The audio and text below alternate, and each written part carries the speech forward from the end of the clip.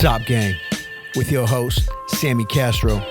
Episode 11, Master Gunnery Sergeant Sean Nakao, a.k.a. Big Panda. Admin note, at the request of the guest, please support the Special Operations Warrior Foundation. Founded in 1980, the foundation has pledged to provide post-secondary scholarships to every child whose special operations parent loses their life from the line of duty. Not only that, they also provide family services in the form of outreach programs, counseling, as well as financial assistance. More information can be located at specialops.org. Disclaimer, the views and opinions expressed on Top Game are those of the producers or the guests appearing on the program and do not reflect the views and opinions of the United States Marine Corps or the Department of Defense. Thanks for tuning in.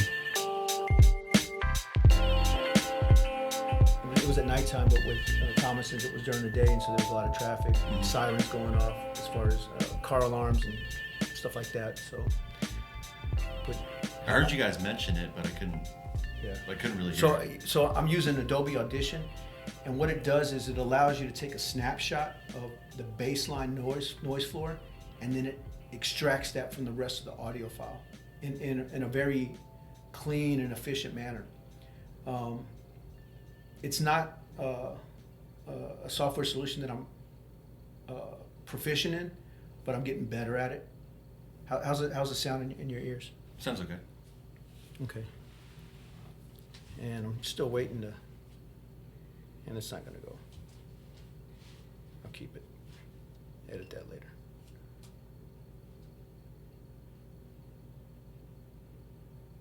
Or not.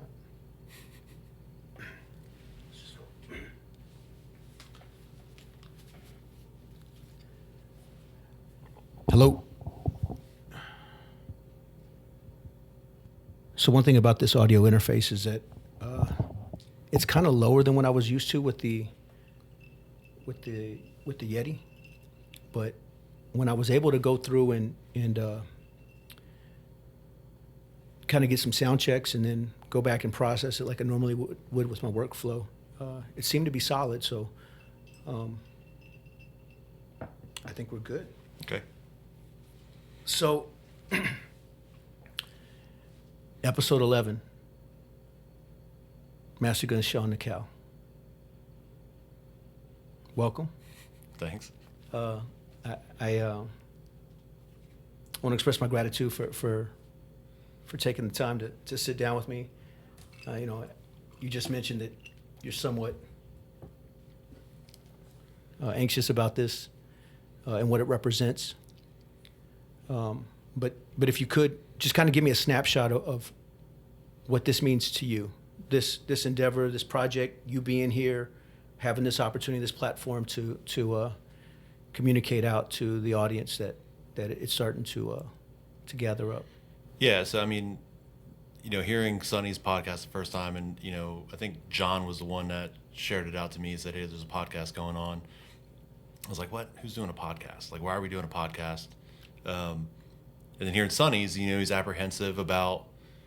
What can we get into? What can't we get into? And those things. And then after, what was it 3 hours you did with Sonny? Yeah, 3 hours. But that flew, man. Yeah, I mean, it became apparent that it wasn't just, talking shop. I mean, it is talking shop, but it's all these anecdotal or leadership and, experience type things. Understanding that, when we have a conversation sitting around the table, like, I think if you'd have had a mic on the table last night, we're sitting in John's room talking about TNR, and then all the side tangents that were going on. Those are conversations that junior Marines or Marines that we don't know. I mean, because there's tons of Marines that we don't know, right? That they don't get exposed to.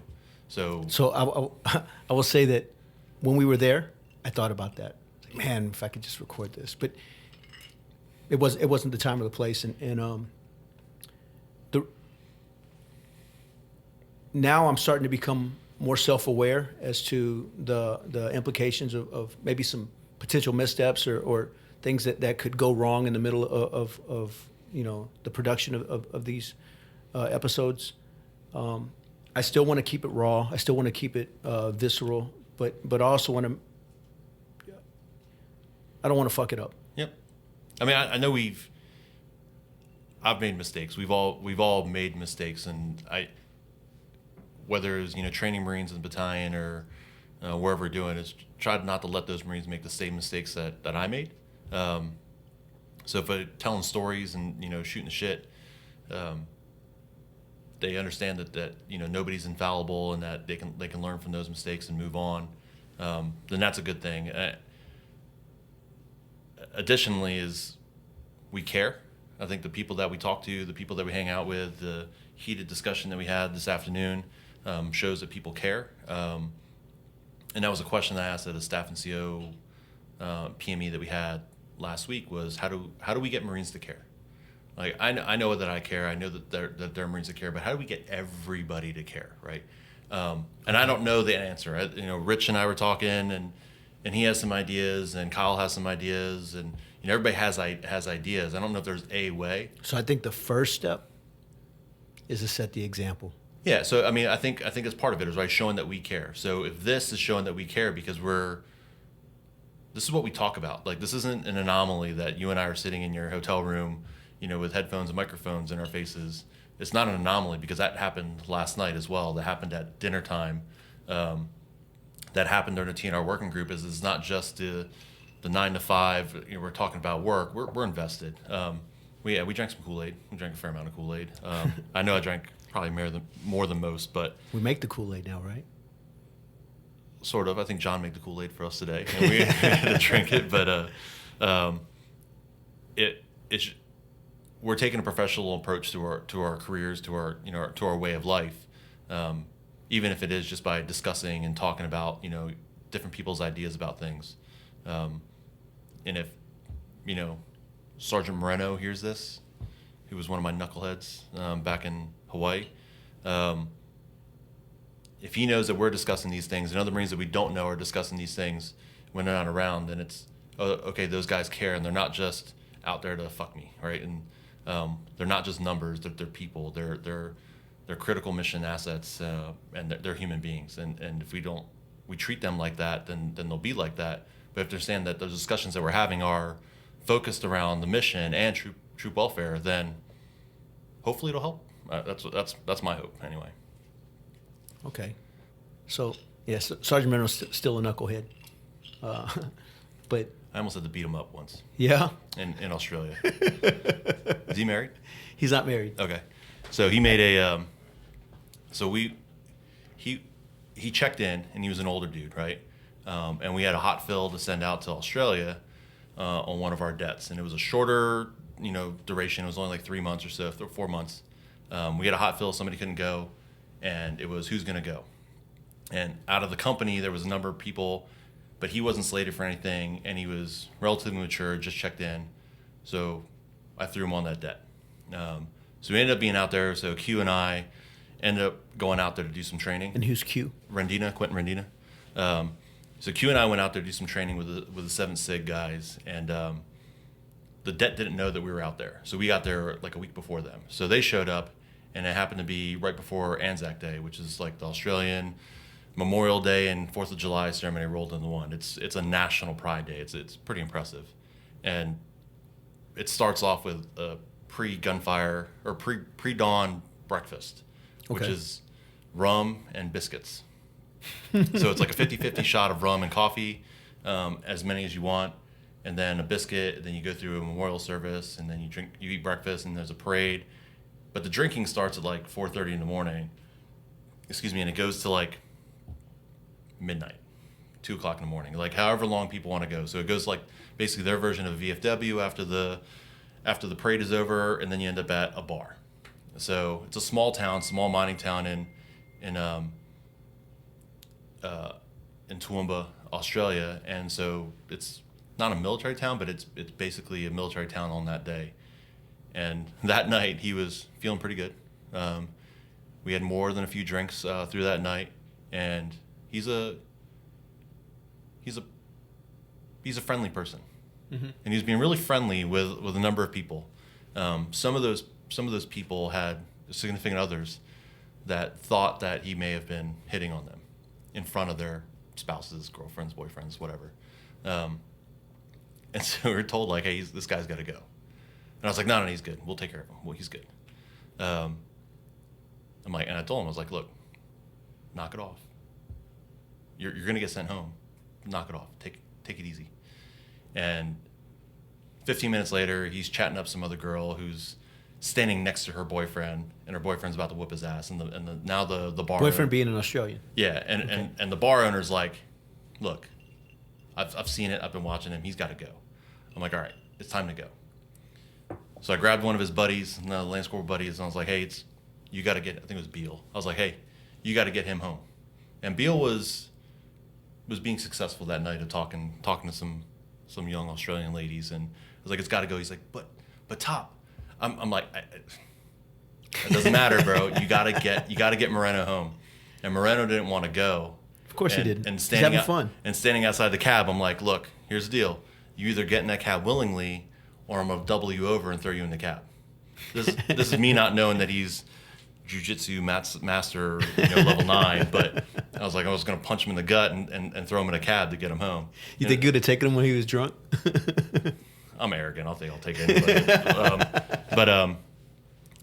But he was pretty drunk. But he ended up getting in the cab and going home and did the right thing, right? So the Lance Corporal, I think Corporal Beal did a good job of making sure he got home, and we took care of him, right? So so Moreno, embarrassing story if this makes this air. I was like, but I think it's a good example of we go out and I get the ball. I let my hair down at the ball. We have a good time. It's a time to celebrate our history, our heritage. Not that we're just a bunch of drunkards who go around and pillage, but it's a time to relax and have fun and remember our history and remember our past, and look forward to the future and celebrate that camaraderie together. So I'm disappointed when I see Marines that don't have a positive outlook on the ball. It's just another thing they got to go do. Right. But I'm always happy to see when Marines are just taking care of each other, right? So talking a sergeant major off of a ledge of trying to burn a sergeant because not burn, but like trying to chew out a sergeant because he's doubled over throwing up in the bushes, but 2 of his fellow sergeants are on each one of his shoulders, like, we got him. Right. We're gonna get him out of here. Did it go a little bit too far in that moment? Probably. But I looked at it, the positive thing is like, look, 2 people are taking responsibility of that guy. They're taking care of each other. So, and that night I felt good because the Marine who was going to close the deal stepped aside and realized that his fellow brother needed some help or was going to get in trouble, and went out of his way to go help him. Might have forced it a little bit, but he did it, so it was good. Good.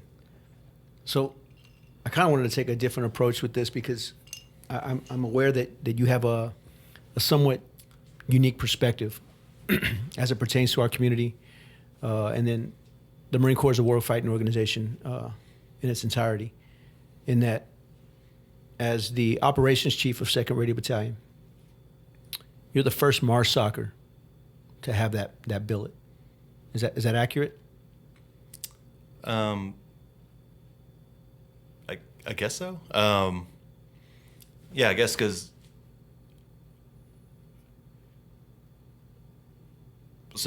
homegrown, SOCSF. Deuce and I were the first 2 that got promoted to Master Gunny. Right. And he went out to Company I, and I came out the second. So I guess so. I mean, there's plenty of guys that have had soft experience prior to. Right, but I'm specifically talking about MARSOC, and the reason why I wanted to kind of touch on this is because that experience and then that distinction, whether you were willing to accept that or not, is unique because from my perspective at the initiation of MARSOC, there was a lot of talk about how it was going to fracture, ruin the Corps.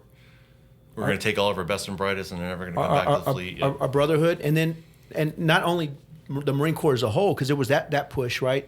That because the Marine Corps had successfully staved off the lure of the appeal of the soft community for the most part, until, as I understand it, I was a sergeant at the time, so I could be wrong, but Rumsfeld said, "You will play."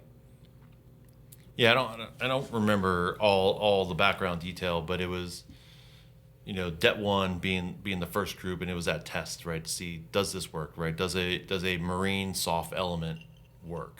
And they did it right? They picked the top like 0.1% of our OC field and all the OC fields to go out there and do it. And I mean, you look at the guys that were there, not just from our OC field, but from the O2 community and the 06 community and the 0321 community. Those guys were pipe hitters. And they explain that term. Pipe hitter? I don't know. I don't know what that means. I just use it. Okay. Do you know? I don't know. So it's my understanding. I don't know the full etymology of it, but the basic definition is legit dudes. Sure. Yeah. I mean, they're. I mean, we could talk about laying pipe, but that's something different. It's probably one and the same, right? But yeah, they had the right guys, right? And they proved the concept. Obviously, maybe not obviously, but what MARSOC ended up becoming in the beginning stages was not Det 1. It was something different. That first 1,500 people was not organized in that same ratio of lack of a better term, operator to enabler ratio. That was not the same because what Det 1 had was a pretty deep enabler bed. But I don't remember what the impetus was behind it. I have a terrible memory. Like I just don't remember a ton of things. If I don't write it down, it never happened. Okay. What the important part I remember from what Det 1 did was the importance of intelligence and the ops intel integration stuff. Is that what they did was critical to what was going on, and if it wasn't done correctly, then the rest of the things didn't happen, right? So ops and intel are I view them as the same thing. We have to be doing it together, just like logistics, just like communications. It's all integrated. It's just we use O and I together in the same sentence. We don't do the same thing with logistics or comm or any of the other CSS functions. But I remember the key takeaway that I took from it was what the guys like Ken Pinkard and Brett Hayes and Billy Benedict. Crawdaddy and those folks that were there, Guy Waybright, was set the stage for, what the standard was for premier level intelligence support to their commander and to operations. And that was a legacy that we had to live up to. Right. Stand on the shoulders of giants. Yeah, I mean, if you go to third, I mean, you've been to third recently, right? You have the hall outside of RRP, right? Yes. They have the wall of team photos. Look at like the 2003 RT team photo, or 2003, 2004 team photo from Iraq. I mean, it's DJ Korf, Zach Reeves, Billy Benedict. I think Brian Garrity's in that picture. I mean, it's like, I think Joe D's on that picture too. Joe Denton's on that picture. I'm like, look, there's no slackers in there. There's no. I know that's Sonny's new term, right? There's no slack. I appreciate it. That's a good one. Are you using it at second? No, I'm not using it because it's already been coined. It's his, and I won't take it. But I mean, that mentality is valid. But I mean, you look at that, and that was some significant pillars of our community for a long time, and still are, right? So DJ's still serving. Is Brian retired yet? I can't remember. I don't know if he's retired yet, but I mean, those guys are still serving in their own capacities in different ways, and they're still having an impact on the community. So, I looked at that one team photo. I'm like, damn, and it was kind of, eye-opening. It's like, look, that one team was significant to our OC field. So, looking back on it, I was like, have my teams been that impactful? So, 31st MU in 1999. So you were radio reconnaissance as well? No. I was an SSP guy. So, okay. My girlfriend, when I checked in the Raid Battalion, did not want me jumping out of airplanes. And so when I checked in with, I can't remember if it was. I don't know if I can fathom Sean Nakao being manhandled like that. I no bones about it. My wife's in charge. Oh, so it's your wife who was then your girlfriend? Oh, no. That was a long time before my wife. But my girlfriend at the time, the DLI girlfriend kind of deal. she went off to Korea. I went off to Hawaii. We were still, trying to do the long distance thing, and she didn't want me jumping out of airplanes and thought that I was gonna die. And I thought there was something there. I was 18, like, oh, I love her. And so I can't remember if I checked in with DJ Core for like Scott Lawson, and I can't remember who it was because it was a mandatory RP check-in, same way it is now. And I said no, I didn't want to do it.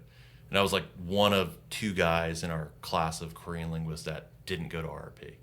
And after we broke up, like 5 months later, I regretted not going, but at the same time, I think it's worked out pretty well for me. I'm not saying that my life would have been different if I'd have gone RP. Who knows if I'd have made it or not. But the experiences I had while I was a singing support platoon nerd helped me get started, right? So I ended up deploying with those same guys that I went to school with on the 31st MU. Ended up going to Korea with those guys. So my same core of friends were still the same guys. Right. We just had different roles at that given time. So it's funny because I felt the screening. I'd been at Battalion for quite a few years, kind of established myself as an SST guy that was on par with any of the TLs running around the battalion at the time.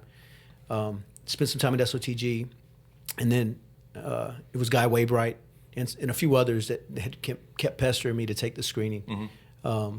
And of all places, for a Mexican, I fell in the pool. Right? So how'd you get here? Yeah, the border crossed me. But one of the key takeaways that I got from that was some of the guys who really wanted me to be in the community. They were more heartbroken about it than I was, and I think they were willing to kind of like, oh, you could just do it again. It's like, nah. I mean, I tried, did my best, I failed. Yeah. We can still be friends. Yeah, I mean, the reason why I didn't go or didn't attempt it, I should say, was stupid. So I try to give that to the other Marines, that are coming in talking about, I'm not thinking about it. I don't know if it's right for me right now. Make fact-based decisions, not emotional-based decisions. Right. And I 18 years old, I was making an emotionally based decision. I was in love, and I thought I was going to get married and all that stuff. And so that's one of the things I told Sergeant Moreno recently once he got back to Battalion was go talk to Sonny. Yeah. And take the screening. Just because. Challenge yourself. Yeah. And leave it all out there. And I don't know if he's going to do it. Maybe he'll hear this and reconsider if he hasn't. So you got the ops chief in me thinking, I'm like, man, I don't think he's got the timeline left in the battalion to be able to do that and be able to be deployed to be an asset. But it doesn't matter. Take the screening.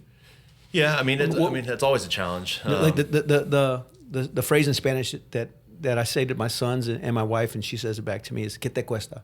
What does it cost you? Sure, I would say if a guy like that was to go run the screening and did the RPAT and he passed, is, man, what if I wish I'd have done that from the beginning, and then is there regret now? And my lack of a memory serves me really well because I'm a pretty happy person because I don't dwell on BS. I'll be upset about things and I'll be emotional about things, but give me 20 minutes and I'll forget all about it. So I don't regret not going. I regret why I made the decision not to go because it was stupid. Why I didn't try, but I don't regret not going at all. Everybody's got their own story about why they did or didn't try. So I tried to learn from my lesson and try to have other Marines. So Cody Mongosa is a guy that comes to mind. You heard his name before? So he's recruiting now, right? Yes, he is. Yeah. I met him in beginning of 2017. I was there to evaluate the infamous 3rd Radio Battalion McCree of that year. The batshit crazy McCree? That's one way to describe it. Yeah.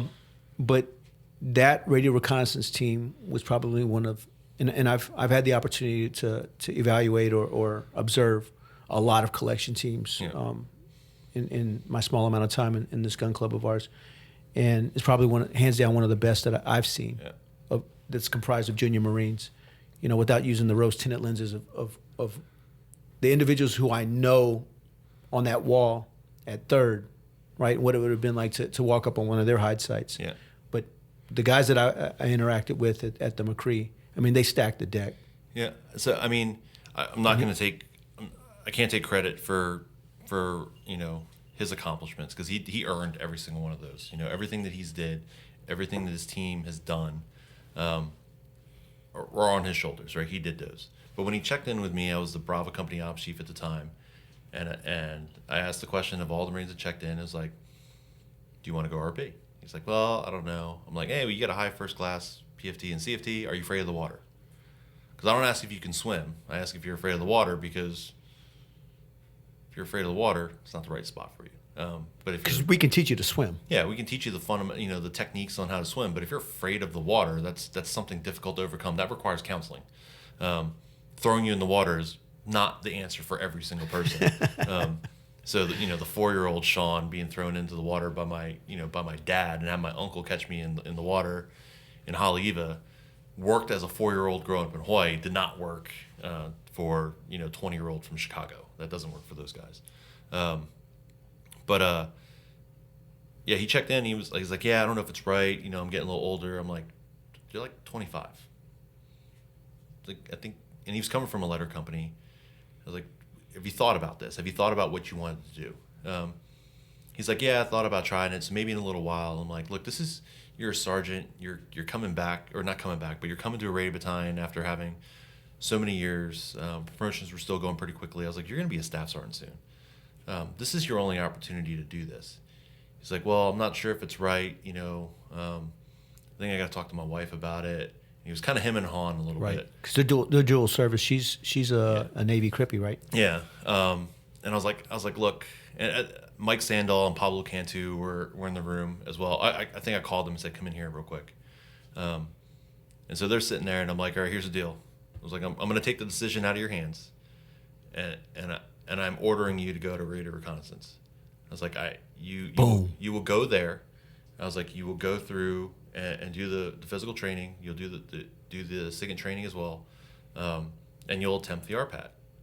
I was like, and failure is okay. If you try your best and you fail, that is okay. Well, I will not accept as quitters. I was like, because if you quit because you don't like something after being given an order, there should be repercussions for that, and there will be repercussions for that. It may not be in the traditional Marine Corps sense of a 6105 and adverse for those other things, but it's like, if you just gaff it off, right, then it's a no-go. And there are Marines that did that, right? There are Marines that volunteered for RRP and decided, I'm going to go out and run a 190 PFT today. And then 3 weeks later, go out and run a 297. Like, bullshit. But he was like, you're not going to let me talk to my wife? I'm like, no. I was like, Mike, you got him. Pablo, you got him. Train him up. Make him a radio reconnaissance team leader. Because the worst case scenario is he fails out, but at least he's got some of those. He tried his hardest. He's got that exposure, right? He will not. And so I told him, I was like, I don't want you to live with any regret for not the decision that you made, but for why you made a decision. Because I don't regret the decisions that I make. Sometimes I regret the why. So I regret the why I didn't go to RRP in the beginning. I don't ultimately regret the decision because it's worked out well for me and the experience I've had. But I didn't want him to make that same mistake, as make an emotionally based decision that wasn't necessarily dealt in fact. And it worked out. Like, that's one example of a guy that we've assigned. There's plenty of examples of Marines that have been assigned to RRP that did not work out at all. But it's just that example of, like, take emotion out sometimes and look at the facts. If you got to do the typical list out the pros, list out the cons, and weigh them against each other and decide whether you're going to do something. Great, those are facts. That's a facts-based decision, and not, I don't like this, or I heard that. Right. This thing that we hear, what comes out of the schoolhouse is like, oh, if you go to RP, you'll never use language, and you'll never be proficient airman-wise. You're just going to patrol all the time, and where you're back in the 90s, right? It was where your Oakleys and your UDTs, right? You just run around with Oakleys and UDTs on all the time. You're not actually doing anything. You're just trying to look cool the entire time. Rule number 1: look cool. But that's not reality. That's just a perception. And it's not factual at all. It's haters gonna hate. They're gonna say things about RP hating SSP guys and SSP hating RP guys, and collectively all of us hating analysts. Right. It's just one of those things. I only hated the OCAC as a TL guy, a team guy. But that's the guys that told you what to do. So. Well, yeah. In the minute that I found out that, wait a minute, I'm that guy now. Yeah. You're worse. You're at the MEF now. Oh, man, and we're all meffed up. Appendix 2 to Annex B's. Enjoy your life. Yeah. So, having experience at multiple radio battalions now, and your time at MARSOC, I wanted to pose this question to you to kind of get your take on it. I have my own observations as to why this is, but in your experience, have you seen that historically the radio reconnaissance platoon does a better job of bringing up the newer guys and adopting the mindset necessary to be proficient, competent, even professional as it pertains to the team game? So what I envied, at 1st Raid Battalion in the late 90s was they took a professional approach to training, right, and building unit cohesion. Even if it was not by a T-shirt, but they had a T-shirt, right? They had a hoodie, they had silkies, and you had to earn silkies. Your yeah. I'm still partial. My sergeant major does not enjoy that, but it's they had an identity, right? And that identity had a legacy to live up to that the other elements didn't necessarily foster, right? The Signal Support Platoon didn't necessarily foster that. Muse probably did to a degree, but Muse was like and great guys in Muse Platoon. But because the 3rd Raid Battalion or 1st Raid Battalion back then in Hawaii, the Motor T lot was so far separated from everywhere that those guys were OFP hanging out over there. It was kind of like, that was like, not the skate platoon. They were good at their jobs, but just kind of took pride in the fact that they were OFP. Whereas I felt like RRP kind of took not the anonymity approach, but the impunity approach. Like, we're just going to do things because it's right. And Muse was kind of anonymous, right? They're kind of over there. Whereas like the Signal Support Platoon and the analysts, and we didn't really have junior analysts back then. What we talked about today is like they were mostly staff and COs in the OCA. Didn't really have an identity. So I think across the board, I mean it's gone up and down. I think the R3WG that happened a few years back did a really good job of codifying that in an MOS, right? The 2623 MOS. I think they did a great job of identifying that and creating that identity. I think the other guys have to bring that along. So when I was at 3rd in Bravo Company, I had RRP and I had SSPs. I had 2 SSPs and an RRP. So they had the ROC, the Radio Reconnaissance Operations course that they're running, which was a 13-week cycle. I'm like, cool. So everybody has to meet a couple of wickets prior to going to the ROC, but that was their like individual and collective training event. And at the end of that, they were a radio reconnaissance team. That didn't exist for the Signal Support team. So I think Liam Stockton was a sacrificial lamb. That he was the SSP platoon sergeant. And I said, hey, all right, what you got to do is you got to build a Signal Support operations course. We'll call it the SOC. I'm kind of an asshole in that way. Is like, just make up a name for something. I was like, create the SOC, right? So we'll have the ROC and SOC. We'll be the ROC and SOC and Bravo Company. Create that, make it in line with the 13-week timeline that the radio reconnaissance guys are doing. Not that it's an arbitrary timeline, but I'm giving you that time. But you need to lay out what 1,000, 2,000, 3,000, and 4,000 level events you're going to go in a continuum during that period in order to prepare that team so that our company commander can look to the battalion commander and say, this SST is ready for deployment with the same confidence that he has that an RRT is ready for deployment. Right. And that's not just MOS proficiency, but that's also unit cohesion and camaraderie as well. So I was like, develop that. And Liam did a great job of lining out what they're going to do in those 13 weeks. Read the TNR manual backwards and forwards, came back and forth, and he laid it all out, right? This is what I want to do from day one. This is what I want to do through that quarter. And it worked for the company because we're trying to cycle faster than Battalion. Again, impunity. We don't want to be anonymous. We want to operate with impunity. Like, nobody can question what we're doing because it's right.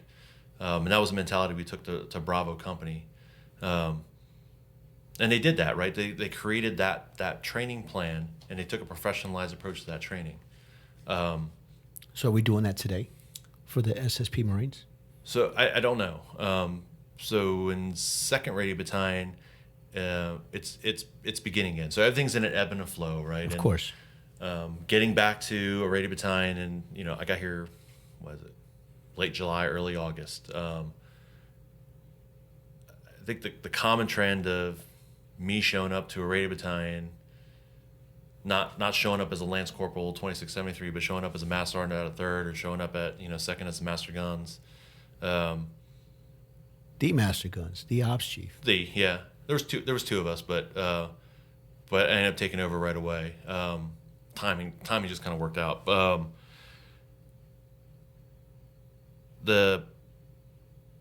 never thought that our training was good enough. And so when I checked in the 3rd Radio Battalion as Master Sergeant, coming straight out of MARSOC, I was upset. So I got promoted to Master Sergeant. I had to leave. Got orders to... What were you upset about? Because I had a job. So I was the Intel Company Senior Enlisted out at MARSOC on the West Coast. I like the guys. Was that where we met when you were out there? Yeah. When you came out for the... roadshow? Yeah, the roadshow. Not CCRB, but I grilled you like it was a CCRB. You didn't grill me. It was... Boone? Jeff Grand. And then Boone tried to step up. Yeah. Well, and I knew Boone from his RP days, so... Right. And then I got in the mix just because, Yeah. You stepped up for your brothers. I know... I won't say his name because it'll be his ego boost, who says I'm abrasive, but... I think it was me that said you were abrasive at first. Yeah, and I know that I was, and I'm trying to learn from that, to try to take in all assets of the thing before just. So I've heard that about things. you, that you've undergone some changes, somewhat recently. Yeah, I hope so. I hope we're all changing in some way. But what I've gotten from our peers is that for you, it's been almost like the shift of like tectonic plates at that scale. And so I want to ask, what's been the impetus for that?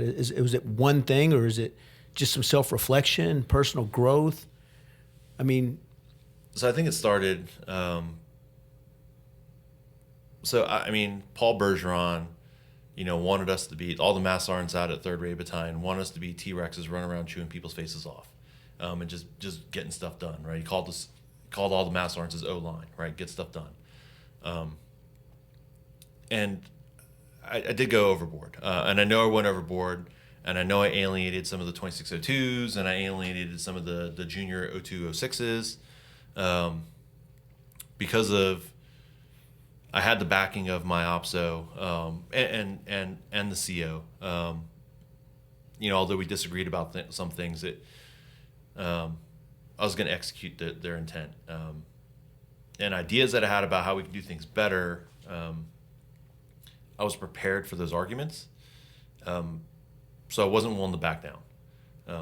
Nobody was going to prove me wrong because nobody had the factual data to prove me that I was wrong. So if you can't prove to me factually that's wrong, you're stupid.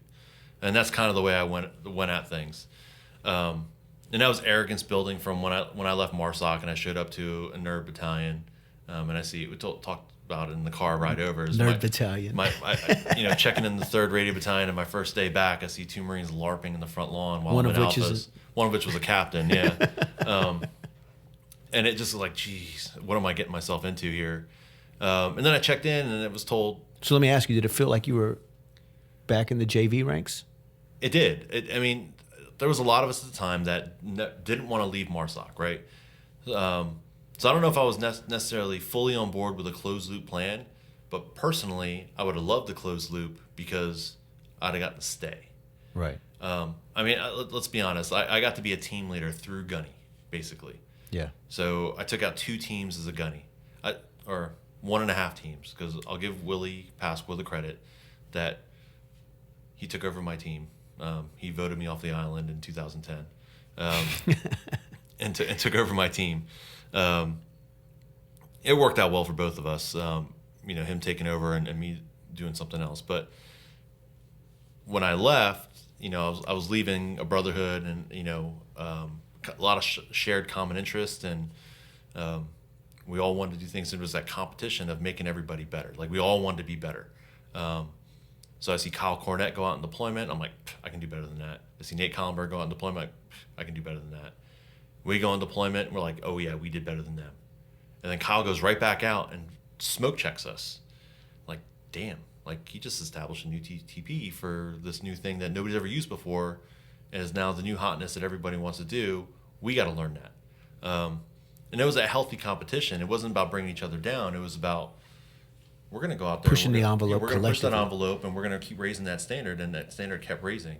So when I left and I show up at the 3rd Raid Battalion and I see LARPers in the front lawn, and my OPSO telling me he doesn't know what he wants to do with me, that I don't necessarily have a 2691 job for you right now, and I'm a frocked master sergeant. I'm like, what the hell? And he was toying around with the idea of putting me in a 3T, and I looked him in the face and I was like, sir, that's where we put retards to die. Like, that's not where we put guys like me. Arrogant, right? Abrasive. and he was like, yeah, I know. Now I've come to learn that that's not true, right? So I have Jeff Rook right now in the 3T billet at 2nd Raid Battalion, and he's killing it. It's not that one spot has impact over 616 people at 2nd Raid Battalion, and he's doing it unselfishly because it's what the job needs to get done. It's not just PFTs and CFTs. It's not just weigh-ins and the MAP program. I don't know how well you know Rook, but that's just who he is. No, I know, and I mean, when I checked in and he checked in shortly thereafter. Originally, he was in the OCA, and I was looking at it. I was like, we need a new 3T, and I want to put a Mass R 2691 in the 3T. I was like, and you're the right guy for that job, right? You're a nerd, right? Yeah. And what he did at our last McCree / MIGFEX was eye-opening to everybody about what can be done with the right mentality. So with his 2602, the Jeff Boone and Jeff Rook, what those two guys did with their NCOs, Sergeant Sarasoli, Sergeant Lewis, Sergeant Sabine, they did a great job of pushing the envelope about what exercise support, what exercise evaluation should be, what a scenario should be, and they put in hours upon hours upon hours of off-duty time building scenarios. It was impressive, and the colonel loved it. We need to keep doing that. So I look back on it now. If the Major Joe O'Connor would have put me into the 3T billet, it probably would have been really good. But at the time, I was like, that's BS. Right. Because I'd seen people that had done that billet before, and I was like, that's a BS billet. And unfortunately, the people that I saw in those billets were just never the right people. But I think if we put the right people in the right billets, magic will happen. So Jeff's doing a good job over there. Great job. And I didn't see that for me. So not knowing what my job was going to be, I was unhappy. My wife will tell you that I was unhappy. Willie and Q will tell you that I was unhappy. Texting him about, here's a picture of LARPers in the front lawn. What have I got myself into? I'm going to do my time here, and I'm done. And then having a great OPSO and a great Master Guns, Paul Bergeron helping me out, was understanding is like, I can do things. So they gave me some leash. So they started off with a project. a vulnerability assessment, which turned into an exercise. And that went well, and it gave me some leash. And basically the OPSO was giving me that leash of keep doing what you think is right, just keep me abreast of what's going on. And that little bit of leash led to me running wild. It didn't help that guys like Chris Rodriguez checked in, and then Sam Carter checks in, and Kevin Simmons checks in, and we're just running around apeshit, right? Rich Dudo's still there, Shep's still there. They were moving on, but they were there at the time, and we were just running around like animals, just doing whatever we thought we needed to get done to get the job done. And that built that arrogance. And then I show up to MAR4 URAF as the SIG and EW chief, taking over from Mike Stansfield, and he shows me this SOP of his SSO duties, and I'm dumbfounded. Wow. And I'm like, I thank you, Mike, for writing all this stuff down, because I don't know what the hell I'm doing. Unfortunately, I had a staff sergeant there, Will Cook, who was really smart dude and took ownership of a lot of that responsibility. I say took ownership because I just pawned off most of that stuff on him. But I started seeing some of the bigger picture of what are we doing? Why do we do what we do? And while I was there, I ended up going to one of the SIGINT working groups. And it was about the McKisry implementation plan. I remember it. And it was ugly. There was a whole bunch of 2602s, 2691s in the room, and we're all just yelling at each other, and no progress is being made. There's name calling going on. It was ugly. It was. I was not proud to be a part of that. At the end, though, we actually determined we're not making any progress. Let's just go with what the mission is, and let's accomplish our mission like we're tasked to do. And that worked. That opened my eyes of it's not just about my ideas. It's not just about am I right. There are 90 different rights. It's what's the mission? What do we need to get accomplished? And so I came out of that, and then after going on to other working groups after that was understanding of what my role is. So as a MAR4 SIG and EW chief, was my job is to advocate on behalf of the MAR4's mission and what the COCOM is looking at, and also be the advocate for the service and for the OC field through the COCOM. So you can use me. I can write requirements that you think you need in order to push that stuff down. I don't have a MEF in my way. I'm at the MAR4 level. I have 2 COCOMs that I can write the same need statement to both COCOMs and have them endorse as a twofer. Right. So that billet, I think, changed my perspective on things, and understanding that, now I'm selected for Master Guns, going to Raid Battalion. It's my job isn't just it's to facilitate, right? It's not just it's the Sean Nakao show running around doing things. My job is to facilitate the OC field. So what's great and billet appropriate for my actions? I will take every opportunity to sit in a truck with a corporal and geek out with him on his box, and that sounds really weird, right? We know what I'm trying to be vague, right? But to sit there and go through, oh hey, how'd you measure that moxin? What'd you do to create that? What'd you do this? What YouTube video did you watch for this? Where'd you learn this? Because we learn from them, right? I'm like, hey, if you push this button and this button and this button, it'll do this thing, and you'll save 19 steps. Like, oh, no kidding. So I'll relish those moments that I get to sit down and hang out with those Marines, but I know that's not my job anymore. And so I looked at it as, when I was a company, I wanted the platoons to operate. So now that I'm the man in the negative way at the battalion, not the man, but I'm like the bad guy man at the battalion, is how do I let the companies operate with their own impunity? And what the companies need is guidance and rudder steers. So working with the battalion commander and the OPSO is to give the companies, that guidance and the rudder steers and what what the overall battalion objective, battalion commander's guidance is to meet the MEF's objectives, and let the companies figure it out, and ask questions and those things, and let those guys run. And in that mentality, it's not my job to do every little thing, which would create the dinosaur of running around, chewing people's faces off. But it's more of the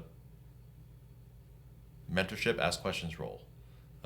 So I have not learned some things from some people. So Paul Bergeron had this insane ability to lean back in his chair and cross his hands, take a deep breath, and spit out words of wisdom after chewing on something in his head for 10 seconds. I don't have that. I don't have that ability. What I've tried to learn from him is think about what you're going to say before you say it. Because what you say as the battalion operations chief, while you look at yourself in the mirror as it's just Sean, it's just Sam, it's just me. Right. But what you say as a battalion operations chief in a battalion formation or to a gunny or a staff sergeant or a master sergeant or a lieutenant, carry some weight that you may not understand. So be careful about what you say. Words have meanings. So I've tried to slow down a little bit and not be as aggressive about some things, if that makes sense. So it does, but maybe I missed it somewhere in there. But was there like a watershed moment that kind of spurred that, I guess, breakthrough? I mean, I was embarrassed by that McKisry implementation plan working group that we had, because we were just all yelling at each other and arguing with each other. And I saw that we were all right. Like, we all wanted to do the right thing, but we were all bringing our personal biases and things, which we do, but we were voicing those personal biases. So I think that changed some things for me. Is like, this isn't right. This isn't how we need to get this stuff done. Is we have to be able to listen to each other. So I don't know if that was my aha moment or whatever. I think that might have been part of it. I think getting promoted was also part of it as well. Moving to MAR 4 and having one staff sergeant, one 2600. Right. That was it. That's all I had. I didn't have other Marines that I was responsible for. Ultimately, I ended up having Marines as taking over as the G2 chief and those things, and just being a megalomaniac running around and just peeing on things. Like, that's mine, that's mine, that's mine. But those billets and those types of things changed what I thought my role was. Right? It's not about me. I was talking to my sergeant major about it the other day, and when was that moment that it wasn't about me anymore? It probably happened super late in my career. It probably happened sometime in my third or fourth year as a master sergeant. And I would hope that would have changed for. I hope that changes for Marines at an earlier stage. So for me, as a gunny, I started to transition before that. But my time as a gunny was at a letter company, Company H, and I had about 100 personnel, all walks of life: Army, Navy, Air Force, Marines, Coast Guard, civilian contractors, and employees. And so I had to be a little bit more diplomatic as a gunnery sergeant, as you can imagine. And there were some times where I would take the chains off of myself and just and go ballistic, right? But those instances were few and far between, and I knew that I was in the right and within reason when I went weapons hot. But when I got promoted to Master Sergeant there in Okinawa, right there at the monument, I knew that things were different. Maybe it was the billet, maybe it was the role, the environment.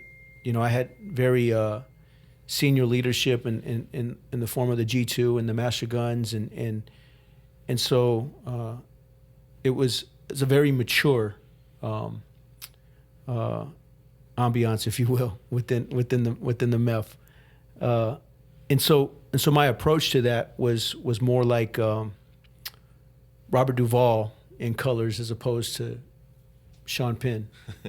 They're sitting on top of the hill. He tells a story about the two bulls. Yeah, I vaguely remember. You heard the one about the two bulls? Not yet.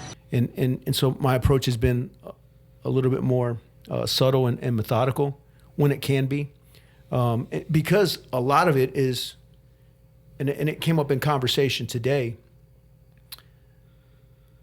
I'm not, and I know now I'm not unique in this perspective, in that the transition from gunny to master sergeant is almost like a lap move.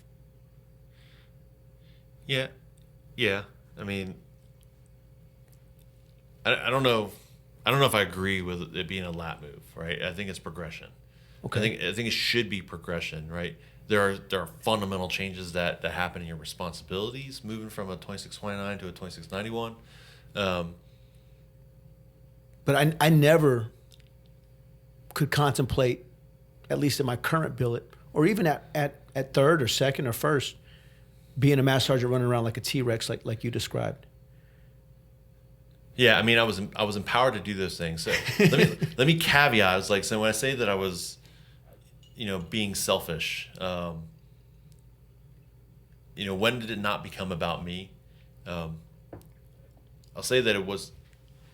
I'll always say that I was justified in what I did because it was about mission accomplishment. It was about the mission. Whatever the mission was, it was mission accomplishment. And that was your approach to accomplish that? If it's about the mission, then I'm right? It's about making the mission better or accomplishing our mission, then I was right. I think when I say it's not about me, it's not about my idea anymore. So I'm not the only one that's going to have the idea. Everybody's going to have an idea. Some are stupid, right? But by and large, there are some good ideas out there. They may not be well thought out or well articulated, but there are some good ideas out there, and I think I owe it to those Marines to listen and try to figure that out. So I try not to say no about things, but it's, have you considered this? What about this? What about this? Write it down, and let's move forward. Let's try it. It's funny because 2 weeks ago I was at a funeral. So Jimmy Casadona was a Raider Reconnaissance Marine, a 3rd Raider Battalion, who transitioned to the Army to become an Apache pilot, and he died in a training accident in his Apache.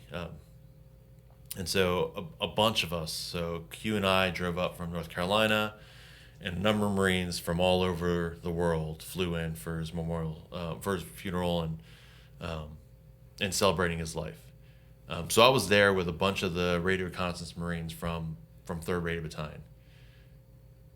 And granted, some fair amount of alcohol was involved, and during the night, a fair amount of tears were shed.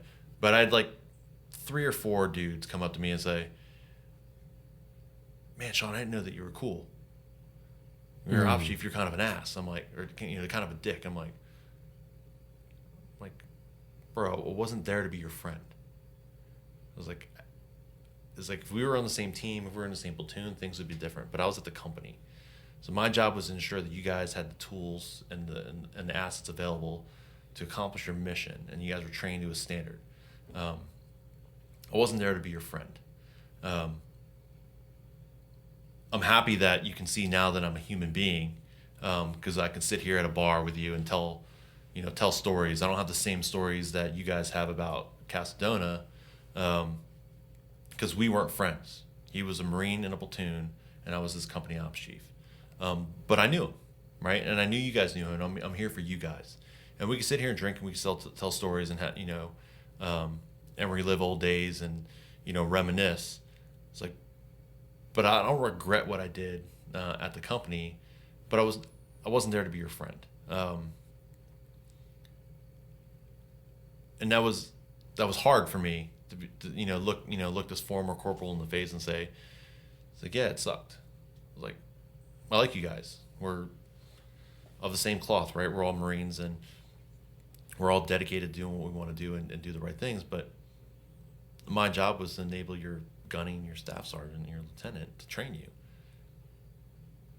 and I would show up and do fins with you guys, and go in the pool and provide you some.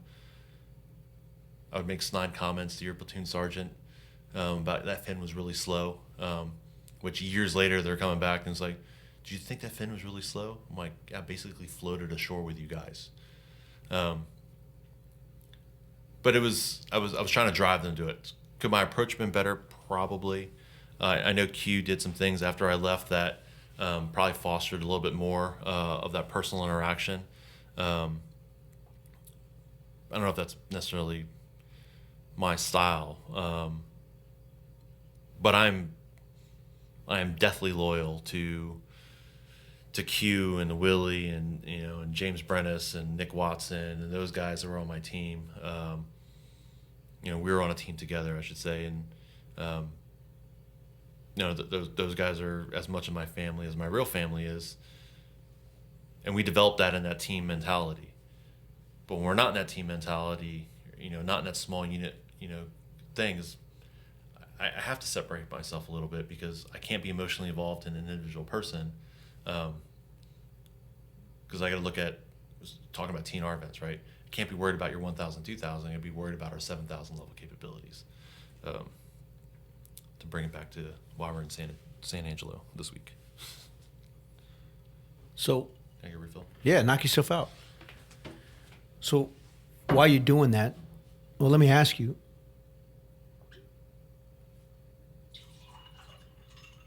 How do you balance the? I'm good for right now. How do you balance the personal and the professional?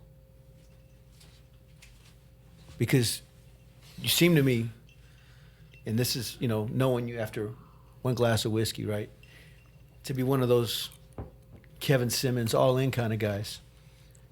I mean, even your approach with your Marines is not to get personal. It's to be about the job, to be about the mission.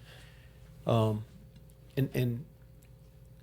how does that complicate things? Because it can't be easy.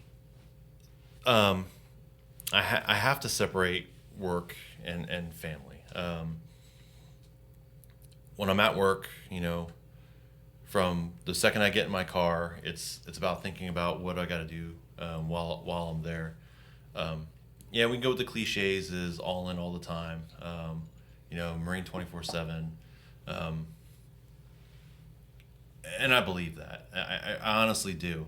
I was like, but my family doesn't want Master Gunnery Sergeant Sean Nakao, right? They want dad. They want husband. They want friend. How old are your kids? 10 and 8. So I got a 10-year-old boy, Junior, and a 8-year-old daughter, Madison.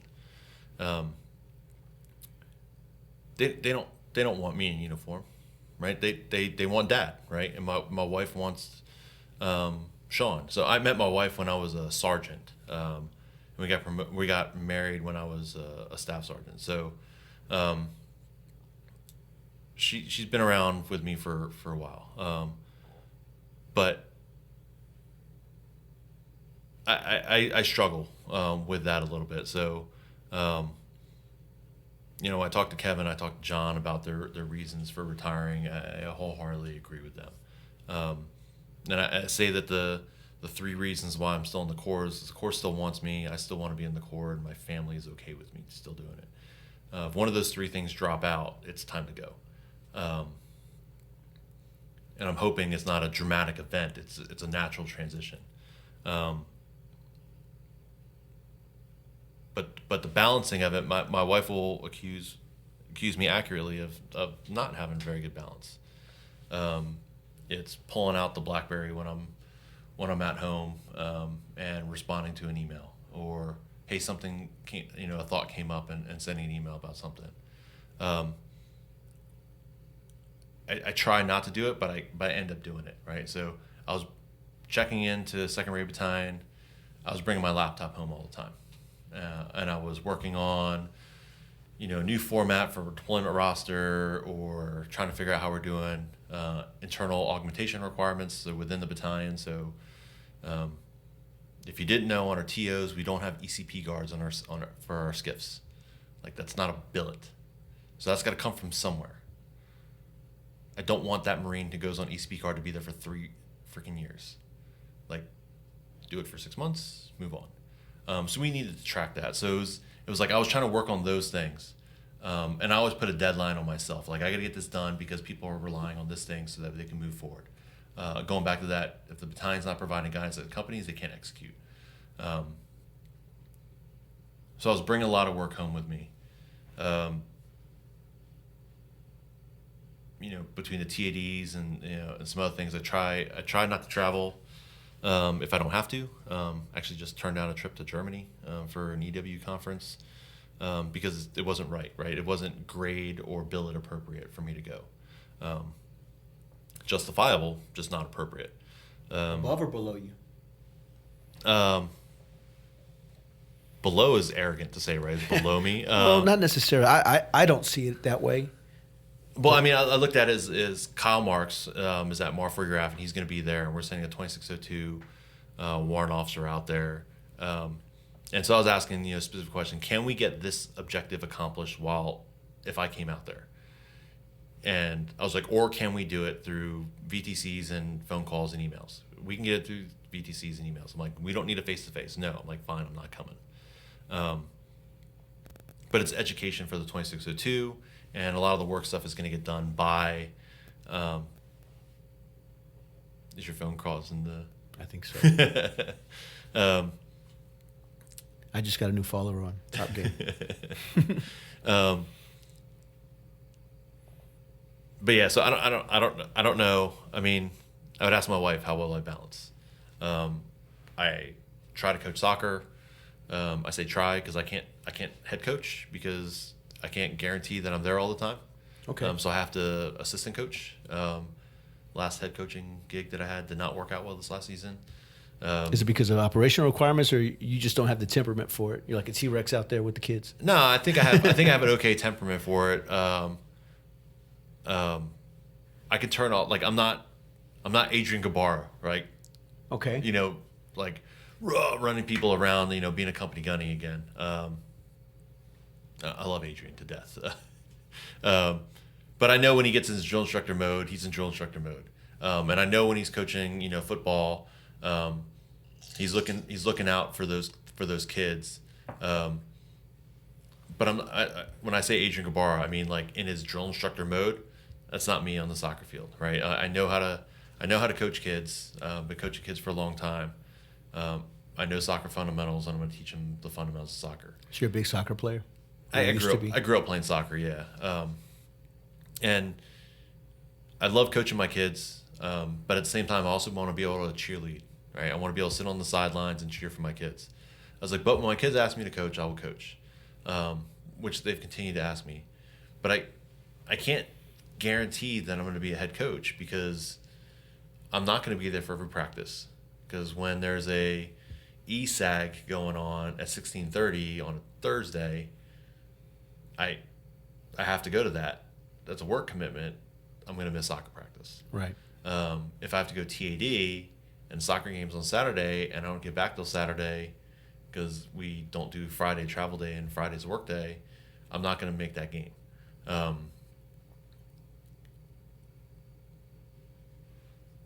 So if I was to balance, I'm balancing work and not family, right? I'm prioritizing the work over the family. So I try to make the most of it while I'm there with my family. I don't know how well that balances. Like I said, if it wasn't late in North Carolina, I'd ask my wife to put her on speakerphone and say, "Hey, how well do you think I balance?" She would murder me for waking her up right now. But yeah, I don't know. I don't know how well I balance. It's okay, but my wife is still okay with me being in. We discuss it all the time. Not all the time, but definitely when it comes to re-enlistments. And now that I'm over 20, she knows that I can submit my Appendix J and in 4 months walk away. She also knows that if I walked away in 4 months, I would not walk away as a master gunny, and I'd walk away as a master sergeant, which honestly I'm okay with. I'm sure that there are plenty of people out there that'd be super pissed off that I took a promotion and walked away from it. But if it's right for my family, then it's right. But who could knock that? But my family's okay, right? So I could say that I don't have great balance, but we go on trips, and I spend family time, and I try when I'm with family, I try not to do work. And if I have to do work, I try to tell my wife, like, I have to get this done.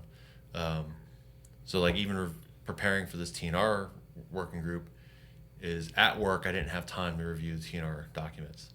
And I wasn't going to take time away from home to review the TNR documents because I was about to go on a trip for a week. Right. So Monday morning when I go to the airport, I'm reviewing the documents. When I land in Charlotte, I'm reviewing the documents. When I'm in a layover in Dallas, I'm reviewing the documents. Land, and we're reviewing the documents, as a group last night. So I think I prepared myself for it, but I wasn't able to provide the feedback that John wanted in advance because I wasn't going to spend the time because I was going to be gone for a week. Right. And I will probably... I'll agree with you on that. Sometimes it is hard to do those read aheads and prepare appropriately. I know that we should. That's a best practice and desirable end state. But sometimes, when you're juggling priorities and knowing the fact that you'll have the time once you hit the airport and land on that bird, that you can start to review those documents. I refuse to walk into a discussion or an argument unprepared. Right. Now, I might be prepared through experience or natural bullshit ability. My old OPSO on my last G2 would do that, right? They'd be like, "Oh, Top Nakao can explain that." I'm like, "What the fuck you're talking about?" But I figured out when there's a 2-star looking at your face, like, "What's he mean?" I'm like, "Oh, this is what he means." But what we did was, at least in Oki, I had the good fortune of Top Cross and Master Guns Dudo there with me. The three of us sat down and we went through them together. Now, what we didn't do was draft them up and send that to Scoggins, which is what he needed, right? Because he first asked that question. I was like, well, we went over the material, we reviewed it, we've got input, and we're prepared to... How much easier would today have been if... And I'm not saying today was rough, right? But I'm saying... It wasn't rough. But how much easier would it have been if we didn't have a blank page to write in and we had to make modifications to something that was already written down? So I had the benefit of, doing the 4,000, 3,000 level events today in my group. And... well, our group. So we had the...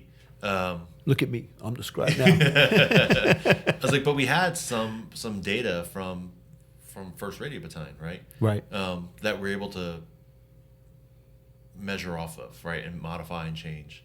And that helped us out tremendously get through a couple things. And then we figured out some work methodologies that we can make stuff happen. It's like, but if I look at the time that we spent, actual time doing that today, if I would have sat down and given it the solid 4 hours of looking at collective events and wrote stuff down in a thing, I probably would have gotten 60% of that stuff on paper. What the rest of us did, what everybody else, was able to pull together was the other 40%. I'm not saying I did 60% of the work today. I'm just saying, like, I probably could have come up with a fair amount of that stuff for us to start a discussion off of. Or any of us could have. Or any of us could have, right? And then it would have been a discussion about those events instead of anecdotal, what does a electronic warfare support team do, and what's their role in life, and what does the concept of employment say, and well, it's still in draft, how are we doing stuff without doctrine? And it maybe would have prevented some of those conversations if we had written stuff down.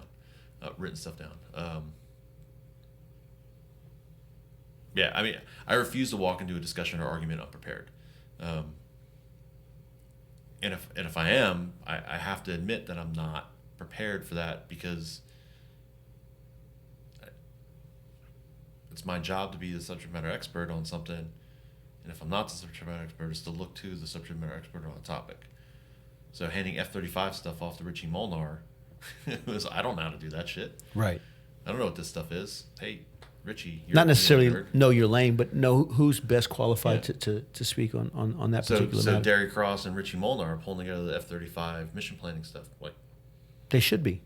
You guys are ELINT nerds. Go get after that. Not that it's just ELINT, but they understand that stuff more, being in their backgrounds. How you like that Hibiki? I'm used to this. I've had a few bottles of this in my lifetime, so I think this bottle's only been around for not Harmony. Yeah, not very long. The Japanese Harmony. Yeah, so it's what they call the NAS, the no age statement version, but they've got the more expensive varieties, right? But I think the Harmony's only been around for like 2 years, something like that. So what do you think? No, it's good. It's good. So I'm an any whiskey drinker. I don't. I like Johnny Walker, and I know single malt guys would be like, "Oh, it's not real Scotch." Right, I'm like, right. I like I like what I like, right? So I don't like Lefroy because it's too peaty. I was like, I don't feel like I should be chewing my Scotch. I like different whiskeys, and that's an acquired taste over time. Right. Not something But I love the grew up with. Japanese ones. Oh, they're great. I've not had any Japanese whiskey that I didn't like. Some of the older Suntory stuff was terrible. Really? Well, Yeah. so But then again, that was when I was like 17 years old in Japan. Like, this is the worst thing that I've ever 17 had. years old in Japan.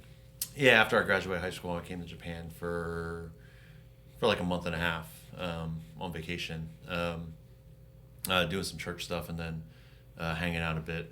So sneaking out of the dorm room and going to a bar, drinking whiskey, or whatever liquor we can get our hands On the mainland? Yeah, up near Osaka. You have any family there? Extended family, yeah. So like my grandmother's nieces and nephews kind of deal. So it's not super close, but they're extended family members. So Yeah, the family and I love life in Okinawa. We've taken a couple of trips up to the mainland. Once for a hellacious op tempo. My wife said she had everything, teeped out completely. We linked up with a terp. I think she was a. they call them translators in the real world. No, but this is on a different level. This lady's on a different level. So she's I want to say an Argentinian PhD candidate. She's studying entomology in Japan. So she spoke impeccable Spanish, impeccable English, and impeccable Japanese. She had pretty much the lay of the land pretty much mapped out. Yeah. She knew what train to get on, which platform, boop, boop, boop. And so everything was perfect. And we were able to hit a lot of spots that we would not have hit trying to navigate that ourselves. I like the random adventure though. Yeah. And we did that. Yeah. But that wasn't the entirety of the trip. That was just one day to hit some of the main, I guess, cultural sites in Osaka and Nara and what have you. Did you go to Osaka Castle? Mm-hmm. There's a lot of Pokemon there. Yeah. So the boys, my youngest is, I think he's kind of given it up, but he was still on the Pokemon Go kick at that point in time. And I think he was working out some Pokemon smuggling TTPs with his cousins back in the States, where he would log in on their account and then gift them Pokemon that he captured in Japan, because apparently there's some distinction between the Pokemon found in different countries. Yeah. So when we went to Japan, it was How nerd are we as fathers, right? Oh yes, totally. I'm not gonna lie. Like it was a fun game to play with my son, right? Like it was a father son bonding moment where I'm like, oh, did you check that out? Let's go see this. But I downloaded the app and I was like, what is all? Like, there's sergeants in my office that were talking about it. I'm like, what the fuck are you nerds talking about? Pokemon. And they explained it to me. I'm like, oh, it's a AR game. Okay. What's it about? They're like, oh, this is what's going on. I'm like, you go around and you throw a ball at the Pokemon. And I was never a Pokemon kid growing up either. Like I didn't know what those were. Yeah. It was popular after my time at that. Yeah, I mean, I was a He-Man, G.I. Joe era, right? Same. Voltron, right? We talked about Voltron, but I was like, when you said that, I was like, I was like, but that's what I one of grew us. up with, right? But so I didn't know what it was, and I'm like, okay. And I knew that we were going on vacation to Japan. I'm like, all right, well, I texted my cousin. I'm like, hey, are you guys downloading this Pokemon Go app for our boys to play with while we're in Japan? They're like, yeah, I'm going to download it. So it was available in the U.S. like a month prior to it being available in Japan. So we downloaded the app, hadn't played it at all, landed in Japan, and it just happened to be that the day that I landed in Japan was when it was available in Japan. Live. It was live in Japan, and it was insane. So the day after I get to Japan, I go to Osaka Castle, and there's people all over the place, right? Just walking around with their phones. Walking around with phones, and my boys sitting there like, oh my god, and they're extra batteries. And, they're going crazy. I had to go buy like two power packs for the phone because we were burning them dead. But yeah, it was an experience while we were there in Japan, and then we went to Hong Kong afterwards, and it was the same thing, right? It just come live in Hong Kong. So we're like walking through a mall, and there's 100 people standing around an escalator because there's something dragon that's there. Because they're all on apps and sharing like on Twitter like, oh my god, there's this thing over here, and people just congregate to a location, and we just happen to be there. And it was a fun experience with with my boy and my nephews, having a good time. And it was because it had just started in Japan. We actually have pictures of the no Pokemon signs, like getting onto an escalator. Like you're not allowed to get on this escalator while you're playing Pokemon because you're gonna fall.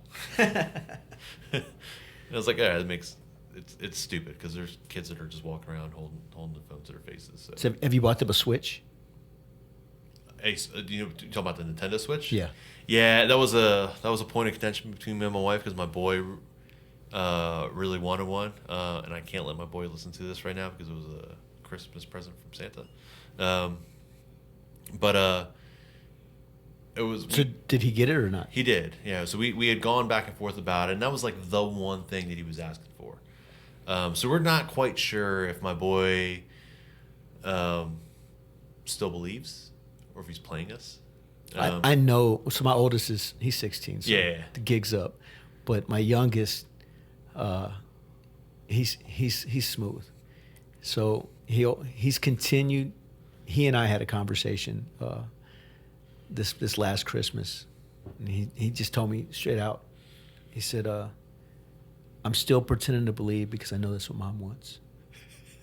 I'm like, "You altruistic motherfucker! Like that can't be true." You definitely are your father's son.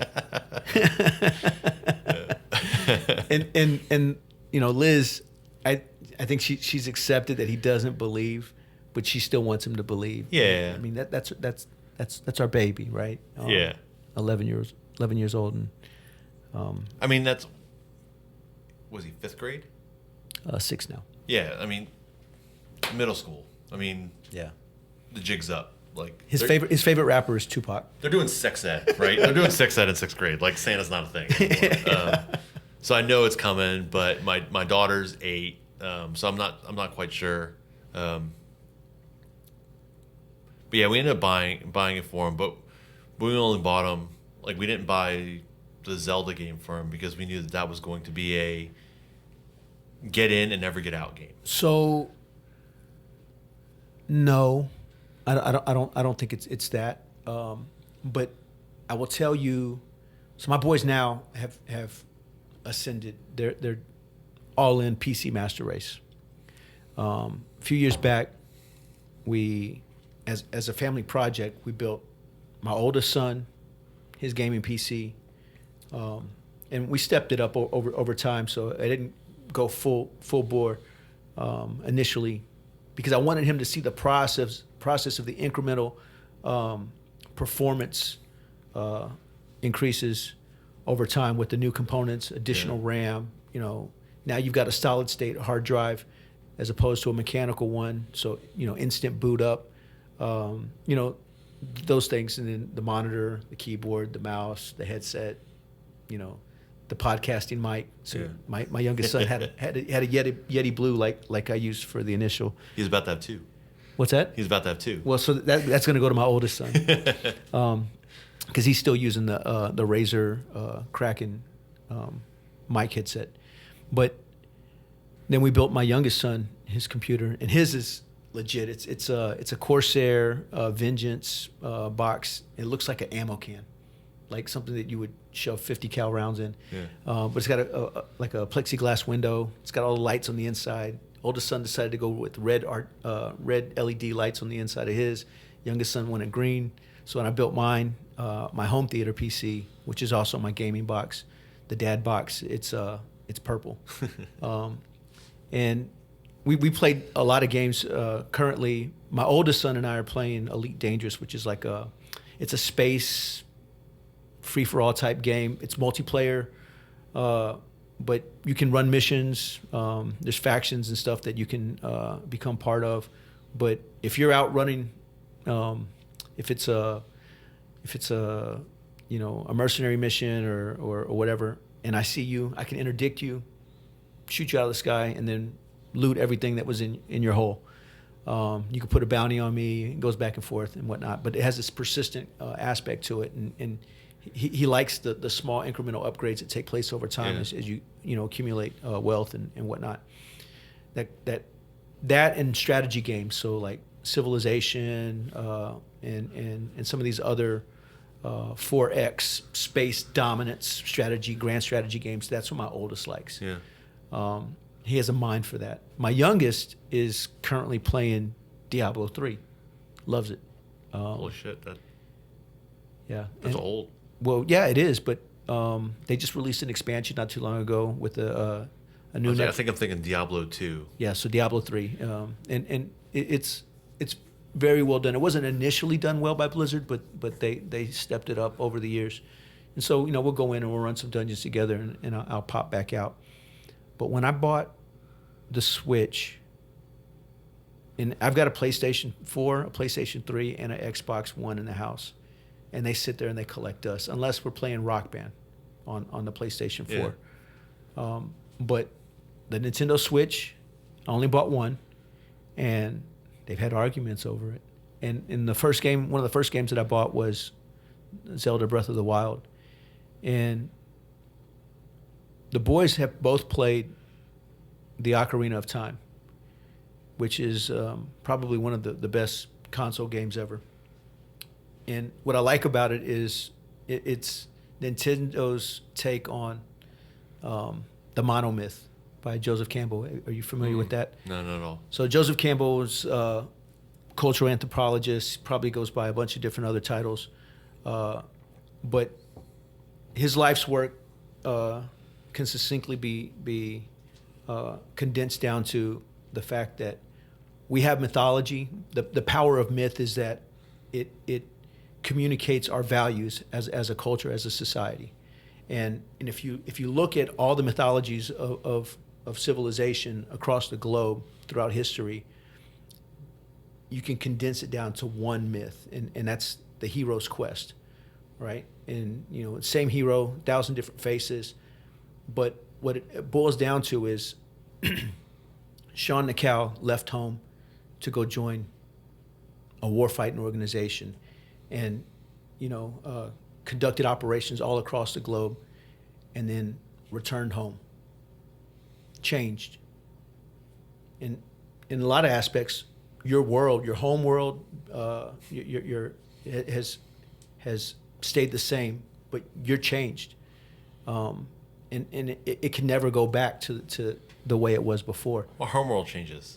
What's that? Our home world changes. Yes, it does. It does. Like everybody, there's no pause in time for when we're away, when we're doing things, and but it doesn't change as significantly as you changed in the experience of you leaving and coming back. I would absolutely disagree. I'd say we are overly arrogant if we think that other people are not growing and changing as incrementally or as dramatically as we are, given our experiences. So whether it's a combat deployment or a ME deployment where you cut circles over Okinawa, while we're gone, our families, whether that's our parents, our brothers, sisters, grandmothers, or wives, children, husbands, whatever that is that they're going through a significant change to their life that is equal to or greater than what we're experiencing. So going back to your balance question, I don't compete with my wife about how bad was your day. You're not going to win. I mean, my wife is a professional, right? She's a dental hygienist. and she is a true professional in her job. She studies, she learns, she takes pride in what she does. As she should. And I can't have the argument. It was like, well, if I didn't do this today, then people would die. Right. Like that's not something that's not something that triggers in her head, right? She's looking at the overall health of a person. And I never really thought about it before, but like your oral health is actually directly equated to the rest of your health of your body. She's educated me in that regard. But you wouldn't get that perspective unless you dived into that, right? No, and so my wife told me those things. Taught me that stuff. So I don't have the competition with my wife about whose day was worse, right? So when I'm gone, and bad things happen, or good things happen, those are just experiences. Just because we had a traumatic experience, during a deployment, a loss of a colleague or a friend or a brother, or a close call, or whatever it is, non-combat related, just bad things, right? Bad people to work with, a terrible experience doesn't mean that because we were gone makes it worse than what our family members had to deal with while we weren't there, right? So I took heed to the transition classes that we go to. Okay.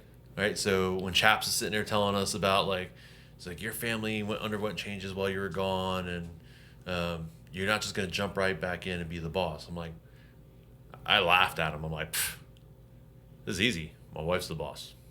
I mean, I had 3 deployments under my belt before I got married. Right. That's been my mindset over the years with Elizabeth, and so I kind of creep back in when I come back. Mm-hmm. Just because of the fact that they do, like you said, you're right. They life goes on when Dad's gone, and they've established their rhythm, and the way things transpire in the household day to day, without me, and so what type of hubris or arrogance would I be demonstrating to come in and say now things have changed because I'm home.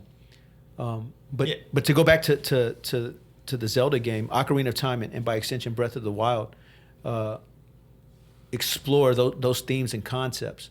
And so what I would ask you to consider is maybe playing along with your son to where you take turns with the controller, or you just sit there with them, and then once it's done, when y'all's session is over, then he plays a different game. So we're being helicopter parents in the way that I'm a geek, I'm a nerd, and I want to play with whatever it is, right? Hi, Sean. If it's a ham radio, or it's a SDR, it's a Nintendo Switch, it's a iPod, whatever it is, I want to play with it, right? I want to experience that. What I'm trying to prevent is my kids becoming John Scoggins, where they can only interact with people over a keyboard. And I'll take that shot at John from our days as kids, because John obviously can interact with people face to face. But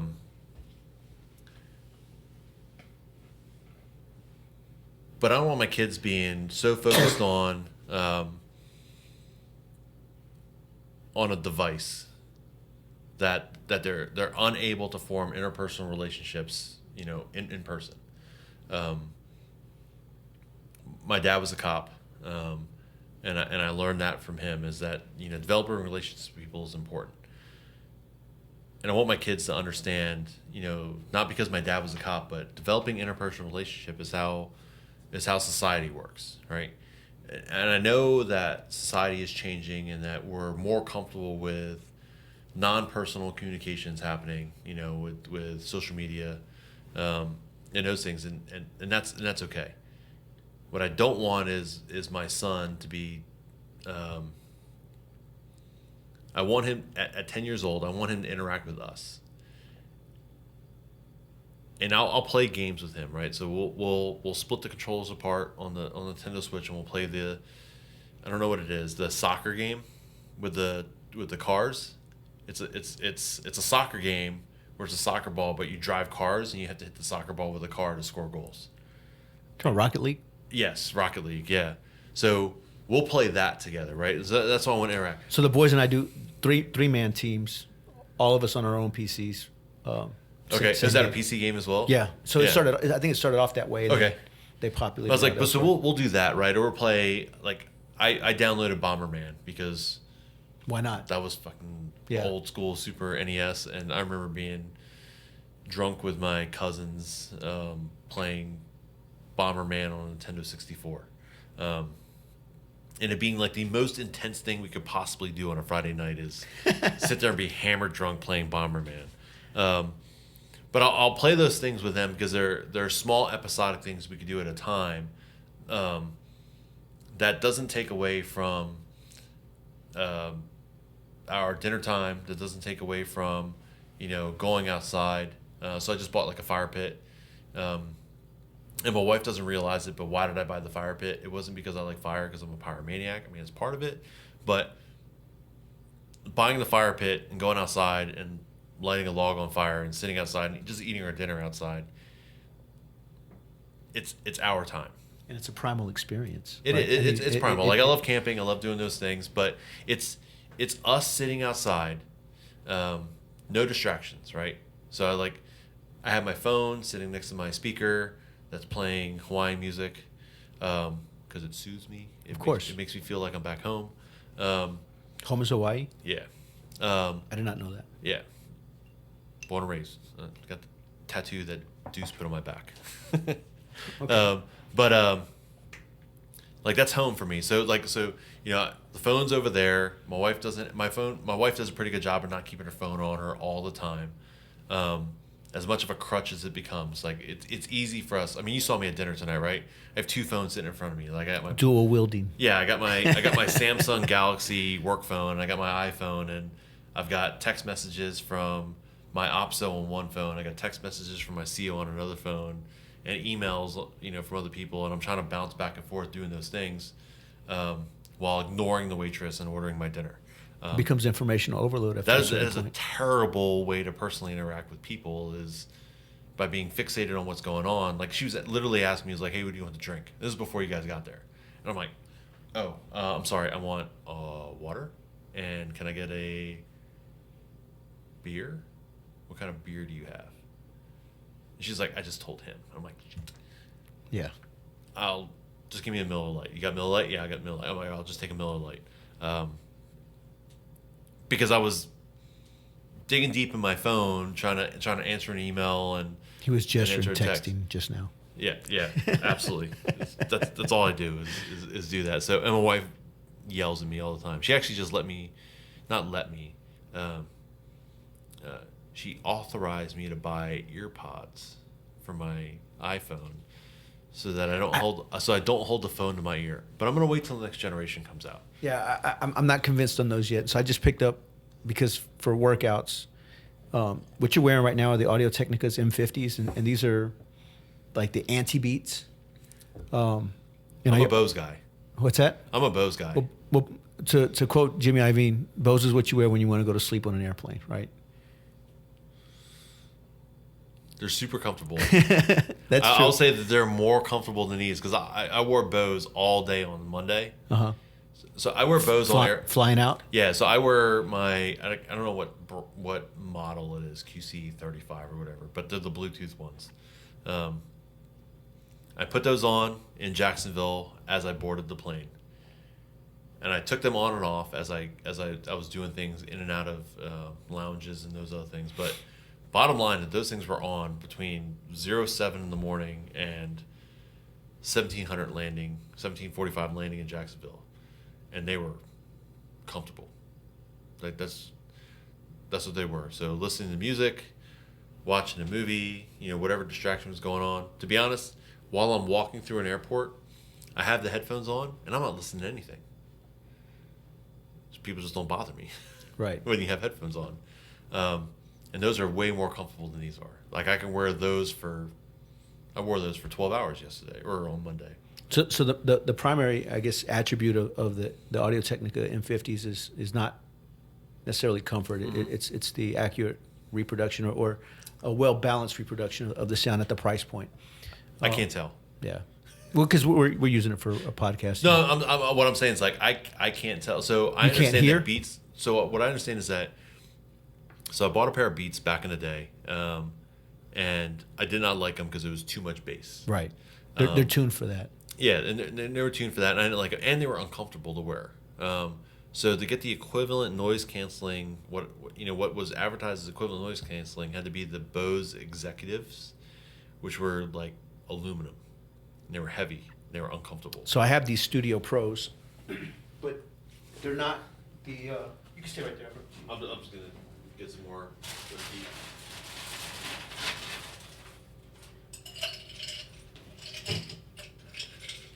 I needed monitor headphones for a variety of purposes, if that was audio production or now podcasting. Yeah. But these are the pros.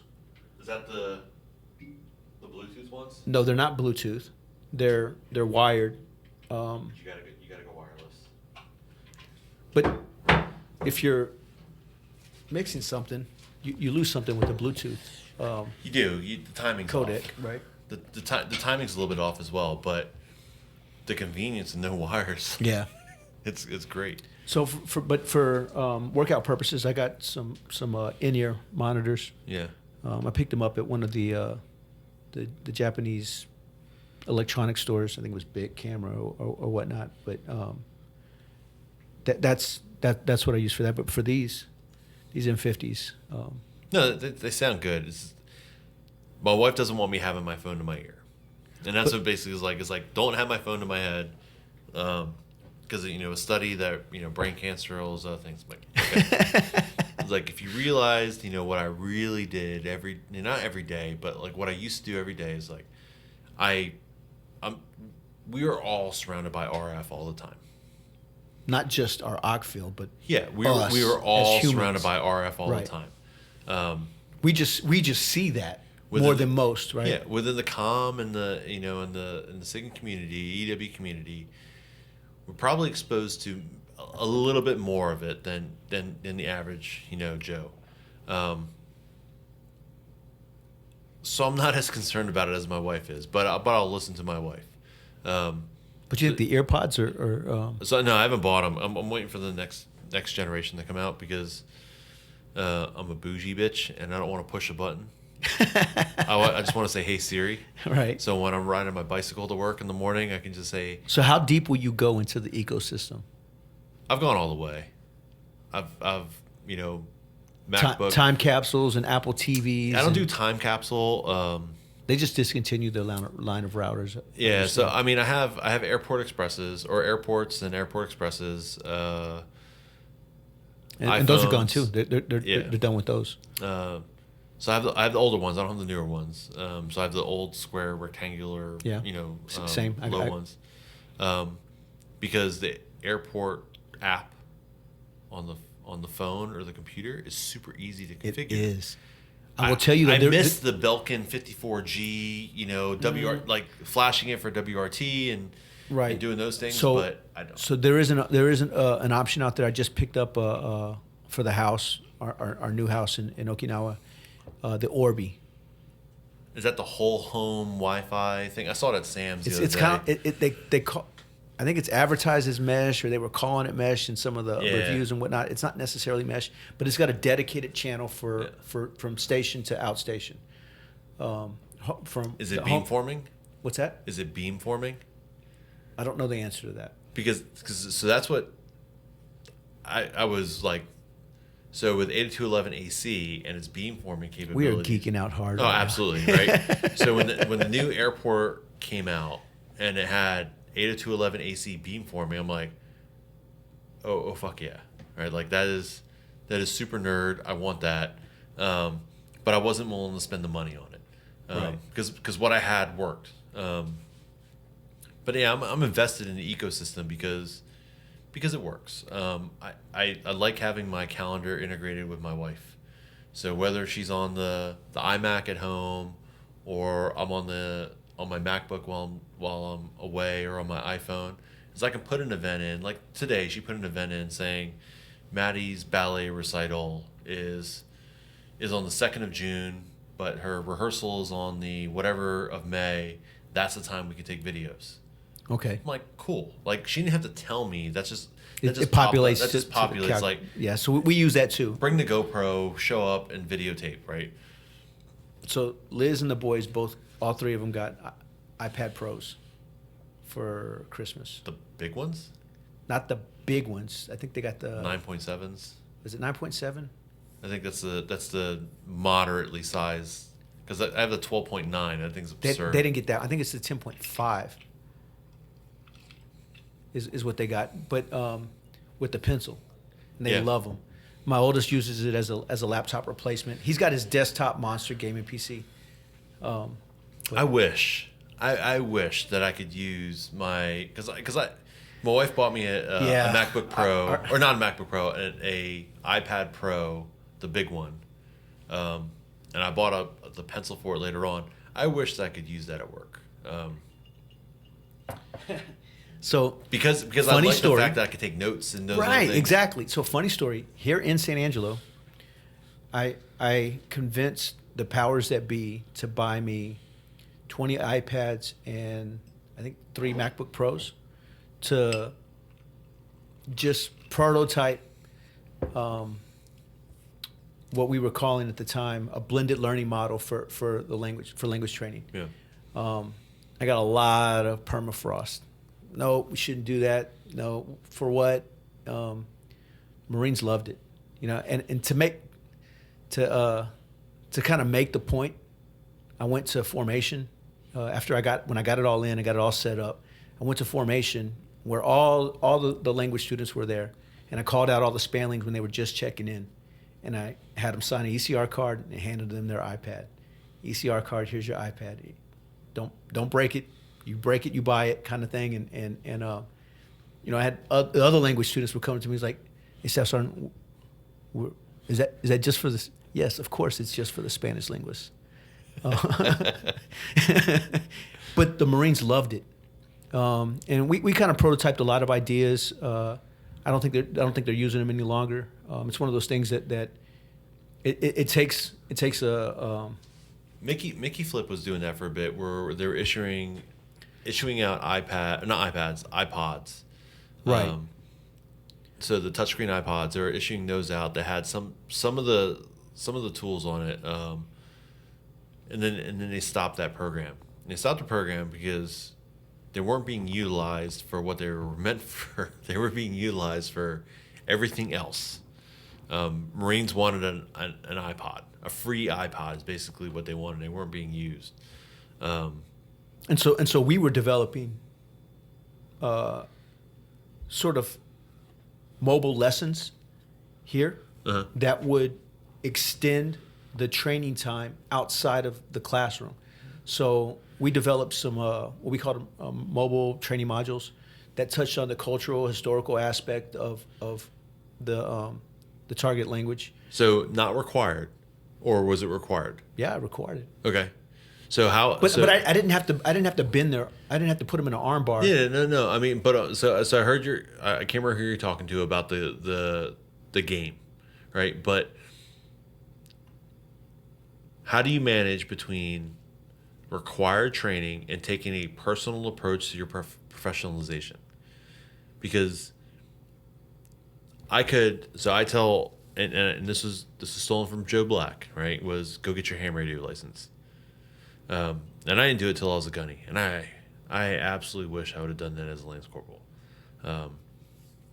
because sitting with those nerds, for 2 days, going through some classes with them and then taking a test was not the point. The point was everything else that went along with it. Right.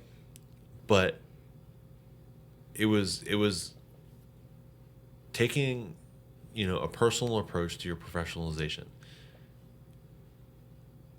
I could easily go out with powers invested in me by the battalion commander to go out and contract a ham radio, technician's course class and testing and spend $300 to test a handful of Marines and do it every month. I could do that and get everybody their ham radio license.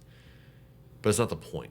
Right. So the point isn't I give you training. The point is, what are you going to do? I'll give you an example, right, is ham radio license. But what are you going to do about taking a professional approach or a personal approach to your professionalization? What are you going to do? I'm not telling you to go build a $15,000 ham shack in your barracks room. Right. But what are you going to do to learn, right? What YouTube videos are you going to watch? Are you just going to watch Aussie Man reviews? Or, you know what I mean? You're just going to watch Fail. Plug, Are you just going to watch Fail Army, whatever it is, right? Or are you going to look at, how somebody did something that you didn't know how to do previously? So that was one of the takeaways, right? So by entrusting them with that technology outside of what their peers were being offered, and then presenting them with a multitude of resources, be it translation tools, or we had WordLens, which was allowed you to put the iPad in front of a document, and that company was later bought out by Google, and it's been populated in the Google Translate app. Fucking awesome, by the way. And we use it all the fucking time in Japan. I use it all over Europe. And that's the only reason I knew how to order food. So that was the thing. It's like I asked them, hey, look, this is a project in motion. I need your help to identify if this is going to work or not. They were all in. I didn't have to bend any arms, and they were coming to me with resources. Hey, Staff Sergeant, look at this, or what about this, and have you thought about that? And I mean, it gave them ownership over their own accessions training. Yeah. And so I think that was more than anything one of the key takeaways out of it. The other thing, and I think I talked about this with it was Jerome.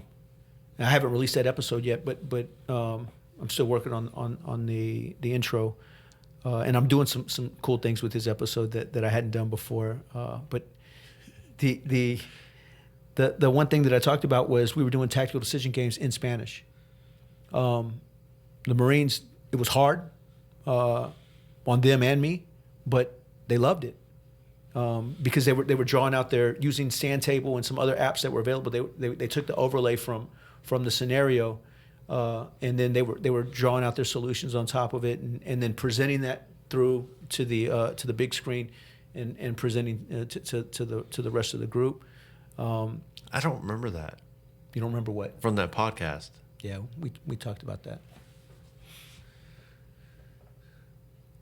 Because I know you guys talked about the game. Right. So I talked about Sicario, but then I also talked about the fact that one of the key. I know you talked about TDGs, but I don't remember that's just, like I said, my memory, right? Yeah. I picked out certain things, we were using the iPads to facilitate them presenting their solution in the target language to a tactical decision game, right? So within the time limit, task condition standard, whatever. But so the other piece was here we had the training development element start working on lesson plans that were current event related, history, culture related, and whatnot.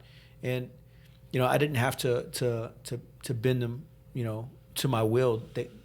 Just the fact that they were presented with the iPad was incentive enough, and then ask for input, right?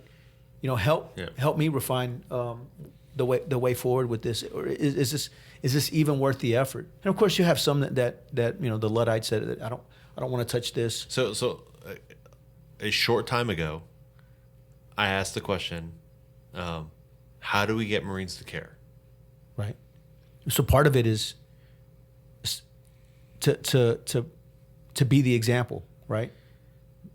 And so you go into the step of well, first off, Joe Black telling you get your ham license, and then you go in and doing it. That's one step. But then for instance, for a young corporal, lance corporal to see a staff sergeant setting up his set, right, and then explaining to the Marines the same TTPs and fundamentals as far as RF theory is concerned that coincide with what they have to do from a job perspective. So I see the corporal, sergeant, and I'll just use, second rate battalion. I can see the sergeant that does, and I will not say the A battalion. That's not going to happen. No, is it still up on the battalion? Oh no, they took that down. The sign? No, I think that left when Colonel Carter left. But okay. I just can't do it. America's Rap. I've been a first and third. I still don't have a second shirt, but I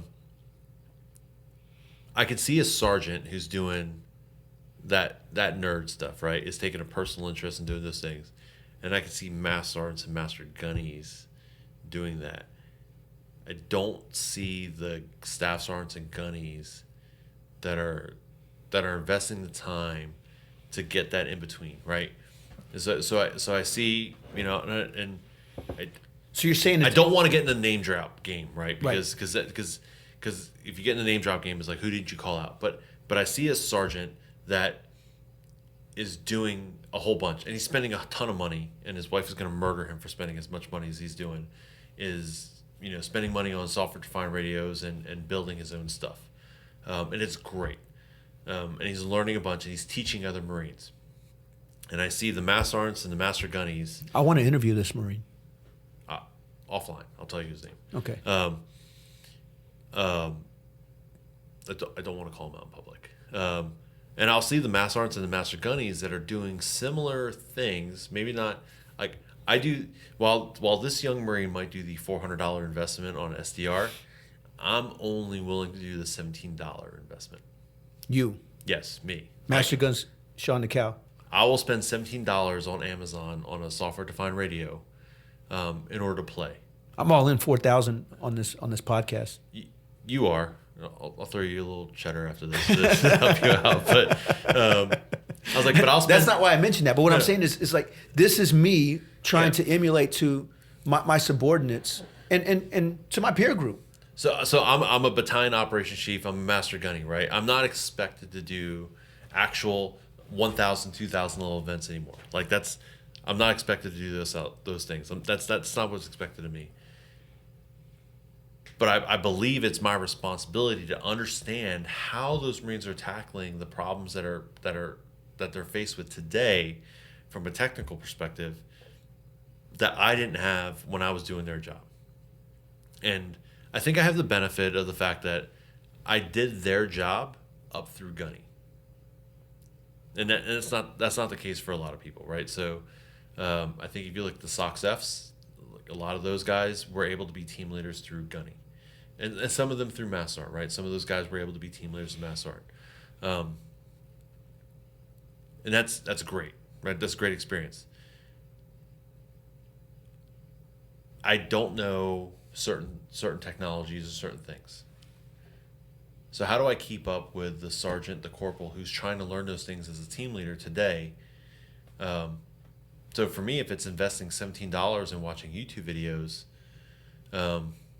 while I'm on the shitter, or $17 in YouTube videos. $17 and YouTube videos, right? Okay. So spending I say $17 because I think it was like $16.95 I spent on a software-defined radio. Which one? It was New Elect RTL SDR. I'm eyeballing the Air Spy. But it's expensive. Yeah, I know. It's expensive. I go Pineapple before I go that route.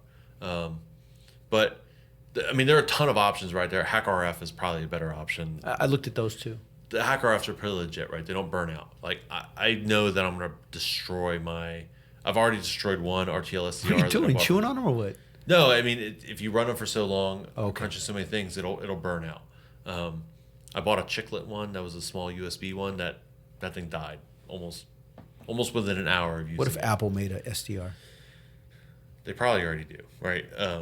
It's just none of us can afford it, right? On enlisted pay. But I'll spend $17 and I'll watch YouTube videos and I'll download open source software and I'll take some vignettes or some lessons learned from some peers, right? Willie Pascal gave me a really good how to set some stuff up. And then I took that and I took some YouTube videos and I took what Crawdaddy was doing, what Jeff Rook was doing, and I kind of played a little bit. And actually took advantage of the fact that my wife was, this is the balance, right? My wife was on vacation up to New York with some of her friends. And it was just me and the kids. So when the kids go to bed at 7:30 at night, it's just me time. So I took that time to go through with my tablet, my SDRs, and my phone and my iPad, and I'm watching videos and I'm reviewing documents and I'm playing and I'm learning about particular technology, like, because I never experienced that before in my operational timeline, but I want to understand what these Marines are talking about, so I can relate to them and ask them appropriate questions. And I used guys like Willie Pascal and Jeff Rook, and Crawdaddy and Joe Black to give me some of the things that help me figure some of that stuff out, and then I can do my own research. So give me a way ahead. And I envy guys like Crawdaddy and Joe Black that are retired now, and they're able to spend a significant amount of time on their trade craft. It goes back to what Sonny said about Waybright explaining to him. You don't remember what I'm talking about? Way wrong. Yeah. that you can't really be the best SIGINT professional that you can be while you're still in. True. But because you have competing requirements. Absolutely. But I don't view them as competing requirements, right? Okay. And I think this is important. As a 2629, 2691, our job is not to be the best SIGINT operator that's ever existed in the world. Your job is to be a technician and a chief. So as a battalion operations chief, my job is not to know every innate detail of how you do your job. It's to understand how you need to do your job and to get you employed and get you the training you need to execute those operations. So I want to know those things. So I have a personal drive to understand those things, and I wish I knew what Guy Waybright knew. Yeah. I wish I had that time because I'm a nerd, right?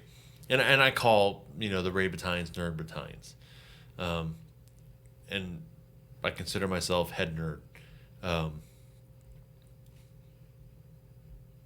But I don't need to do that job. That's not my job anymore. But I want to understand those things, and I do envy guys like Guy, and Joe and Crawdaddy, and the other guys that have left the community on the active duty side and took it on to another side, because they do get to focus on those other things. But a big part of what we do, right, as 2691s is employ the force. How do we advocate for the employment of the force? So it's not just about being technical experts anymore. It's about understanding how do we employ that force. So have you had the write? Sorry, I'm on like a third glass of scotch now, but Nobody's judging. So how many Appendix 2s and Annex Bs have you written? By myself, I'd say maybe 2. Okay. So what was the first one like? It was like And what level, what echelon was it for? Was it for the MEF? It was for MAR 4 pack. Okay. So it was like, I can't really describe it without getting No, so I'm saying it was vulgar and it was visceral. How about that? So you are at 2691 writing Appendix 2 to Annex B. Why is an enlisted man writing an order? Writing an appendix to an annex of an order. Why? Because you're the subject matter expert. You're expected to know those things, right? So did you whether I did or not. Did you have an 0202 on staff who had 0206 background, or a SIGINT EW officer? So I had a 2602 that was with me. 2602 that helped you. So at Mark for Your Life, I didn't have a 2602. It was me and a 2651 staff sergeant. And I will say that your head start that you gave me was from that op board. Yeah. Okay. What was instrumental, and you caveated like it's not the best, but I think it was just you saying my idea of a good time. It helped. It helped tremendously. It let me know that I was where I was on the right path and where I wasn't. But yeah, you're right. It was a daunting task. I feel more confident and capable in it now than I did previously. Not received any formal training on that. It was not what I was looking at before at any point in time in my career. But it was a requirement, and sometimes you just put your nose to the grindstone and you get it done. I mean, we read, right? We prepare, right, by reading doctrine, right? So, but I shouldn't have had. Looking at it now, I shouldn't be working on that stuff in a vacuum. There should be input, and what I've learned since then is how to grow my sphere of influence and elicit input. And but you did. Right, you did by asking. Right, by asking for help. But even beyond that, right? That I would equate that to a kid who walks into AP Physics in high school, and I don't know what I'm doing, but this guy here, he's done it once or twice, or he's a senior that was before me, right? I'm gonna help him get laid. He's gonna do my homework for me. Okay. Exactly, and so it's the Asian kid that you're asking for help from. Okay.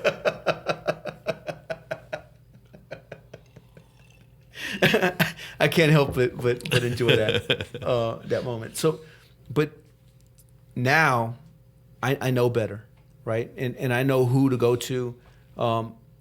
My relationships with my counterparts at 3rd Radio Battalion weren't established as of yet when that transaction took place, if that's what you want to call it. But knowing now and having done it myself, I feel like it's so much easier. But it goes back to that mindset, because, as you mentioned earlier, how do we get them at all levels, not just at the initial stages of our careers within the workforce or our manpower structure, but even at that mid-level where they may start to lose some momentum. And then those of us that stick around, right? And Eric Ballou kind of made the point when I was using myself as an example of kind of demonstrating that tenacity to push forward and ask the questions and make things happen. It's like, well, yeah, because you competed over years and you've established yourself, you got selected to Master Sergeant. Of course, you're the type of person that would do something like that. And I was like, oh yeah, he's right. But, and this is from Neil deGrasse Tyson, it's the inspired student that continues to learn on their own. That's what separates them from others. So I gotta say, that's how you do that. So I've listened to 10 podcasts now, and you quote people, and I'm seeing how you do it now. Is because you have access to the information. Because I'm like, I don't have a fucking young Jamie. I'm like, this motherfucker is like pulling shit out of his ass. I'm like, how the fuck did you do that? That's impressive. Like, well, so all right, just to get into TTPs right now, since you brought it up, I'm my own sound engineer. Yeah. Right. I'm my own pack rat because I carry the gear wherever I go. Yep. Here we are in Texas, and I'm living in Okie. I'm teaching myself Adobe Audition. You should have credits, right? That lists your name for every little role that you have, right? Boom engineer. Yeah, I don't have. I'm pouring the drinks. I don't have a young Jamie. I poured. Well, yeah, you did. You did. Right. So you get a call out on IMDb on this one. But yeah, so that's how I do it. But then I've got to be mindful of the individual guest. Yeah. So understanding the human terrain and where I can and can't go with that individual. is key. And then understanding the implications of what we could potentially get into. Because No, I'm just saying because I've heard you quote stuff before, and I'm like, I know what he's talking about, but I couldn't have quoted it directly. How the fuck did he do that? And I'm like, now I know. I'm like, now I know. So it's probably not like publishable at all, but I'm like, that makes sense now. Like, all right. what's not publishable at all? No. Pulling up, so you understand, like, so you specifically had to search for that Neil deGrasse quote. So I read that quote. I internalized it, but I didn't want. I don't want to fuck it up when I'm. Yeah, no. So I'm saying, like, I don't have that recall, right? So I have the recall enough to understand the context of a situation, Right. But I couldn't say, like, man, where did that come from? So I will say that I've had that ability even without the assistance of technology. With technology, I'm much better at it. But I've had that ability to, like, internalize something that somebody said to me or I read or heard, and then be able to incorporate it, like put that in the toolkit, and even when required, reproduce it, either via text or verbally. Yeah. So I mean, On demand. So I'll to name drop, I'm going to throw Chris Taylor out there. I love me some Chris Taylor, by Right. the way. He's a tall, handsome man. Yeah. Right. Would definitely smash. I won't comment because his wife. I love Angela too, but right now Chris is saying, yeah, girl.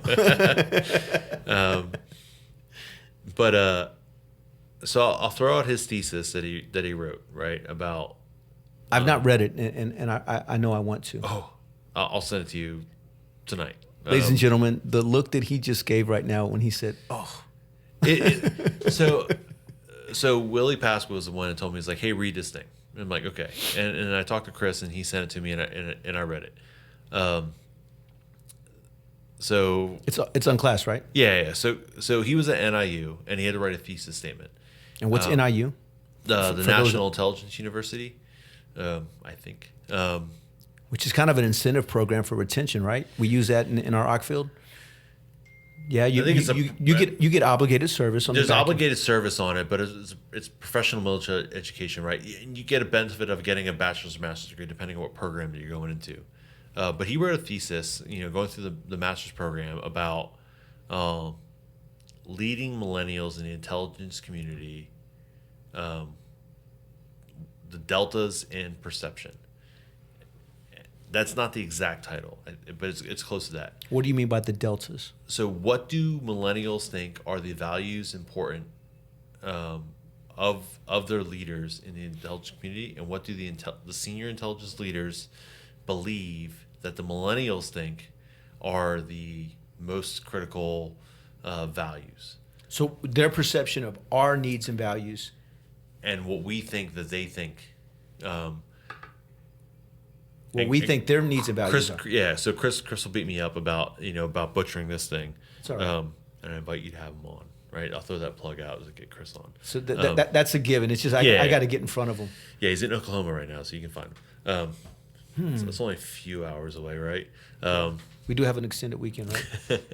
He probably won't be there, but the bottom line that I took away from that was he defined millennials, and he defined what Gen Xers are, and there's other things. But the biggest thing I took away from that was there were some common themes between what our junior Marines thought were important and the traits, leadership traits of our leaders, and what our leaders thought that our millennials, but our junior Marines wanted us to portray. And the one thing I took out of all that was competence. So you go back to that Neil deGrasse quote, which was, what was that? What was the quote? So in the actual production version of this, I'll actually just and then play it. But for the sake of conversation, say it's the inspired student that continues to learn on their own. That's what separates the real achievers in this world from from the others. Yeah. So I mean, so competence. So competence isn't just based off my experience that I did in the past, but it's understanding what the mission is in the future, right? And what the mission is now and in the future. So, to be, the, gorilla pounding his own chest is like, I believe it's my responsibility to understand what our junior Marines are doing today, technically, in order to affect how we do training and how we do employment of those Marines. And I would expect that our 2691, mass sergeants, within the battalions, 2629s within the battalion and other places, is to understand what those operations are. Is that you haven't just progressed past, I don't do that shit anymore. It's now their job, but my job is now to enable those operations. So as a CEW technician, is to employ those assets that are under my charge in a way that they're going to effectively be able to accomplish the mission. I can't do that if I don't understand the mission, right? That's not understanding every technology, every way forward, every technique that's out there, but having the general grasp of it. We talked about it a little bit today. Somebody with a collector background, somebody with an analysis background are not going to be the same people. However, and I'll go back to Sam Jerome. All right, so Sam Jerome he and I had this conversation a few times back in Hawaii. He was concerned that as a lap mover, and we talked about this, that as a lap mover, he did not have the technical expertise to continue on putting F's or M's on his fit rep. That he thought he'd probably be better served putting F's on his fit rep. And I told him that it takes all types. That we need, as a 2691 community, as Master Sergeants and Master Gunnies, we need collectors, we need analysts, we need reporters, we need collection managers, we need leaders. We need different types of people. We need that mix. Now, as an OC field, we need to choose who's going to fill each individual one of those roles in order to maximize our mission effectiveness, like mission accomplishment. But we need all those different types of people. So I am much different than Rich Dudo. I am easily. I am dramatic. I'm dramatically. That is not a word. I'll edit that out for you. I am dramatically different than Joe Black, right? I am. But that's our strength, right? That not to harp on it, but that diversity, right? That balance as a community, and even as a MAGTAF. I mean, if you look at it, if it was comprised exclusively of SIG enters, what will we get accomplished? And so that and I touched on this in episode 10 with Sam Jerome. We benefit as an OC field from those lap movers because they bring a different perspective, and him in particular. So I say we benefit from those lap movers, but we also benefit from varied experiences, right? So I have a warm place in my heart for SOX Fs, but I do not believe that SOX Fs are the end-all be-all answer for every problem that we have in the Marine Corps.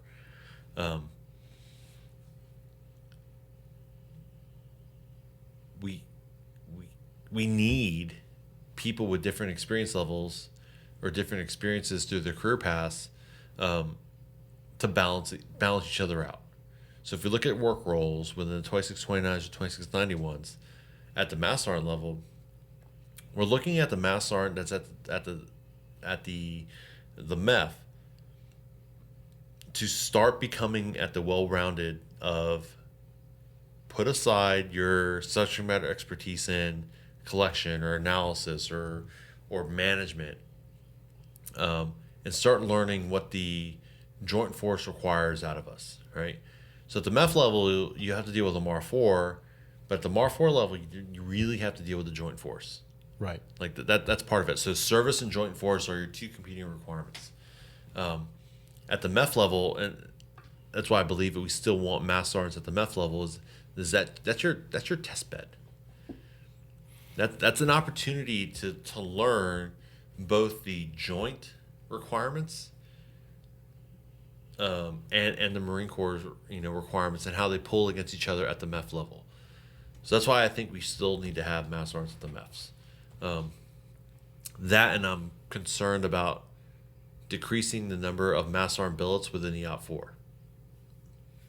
So what do we have, 60? But we just increased them. So now, just using Okinawa as a petri dish, right? So when I checked in, You talking about MLG, Mall, and Division?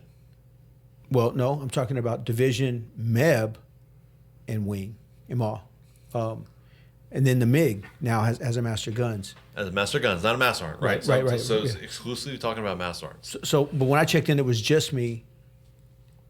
But now I've got 3 more inbound, which I think are key billets that warrant that level of advocacy, not only for us but for those MSCs underneath the MEF, and so as such, I would contend that now the time is right for there to be a Master Guns at the MEF, because that Master Guns at the MEF will have to contend with the Master Guns at the MiG and then the Master Guns at the MSCs, particularly the Radio Battalion. So I agreed that keeping Mass Sergeants at the MEF sandwiched in between the Master Gunny at the Radio Battalion, the Master Gunny at the MiG, and the Master Gunny at the MAR-4 was the perfect learning opportunity for a Mass Sergeant 2691 to grow to become a 2691 Master Gunny.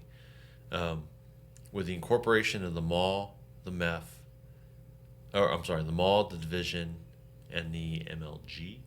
Is it MLGs getting 91s? I don't remember. I've not heard about the MLG. I can't confirm that right now. I got to refer back to the Galaxy. But I want to kind of circle back before we get too far down that road in what you said about the technician and the chief, and by kind of alluding to, and I didn't grow up on podcasts, but as soon as they became a popular thing, I've been listening to podcasts since my time at SOTG, 2004 or 5 time frame. Okay.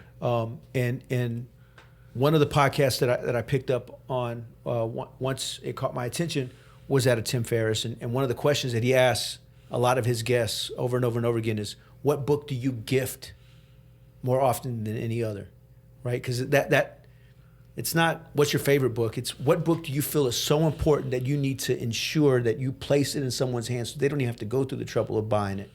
All they have to do is just open it, crack that bitch open and read it. I've done the work for you. It's in your hands now.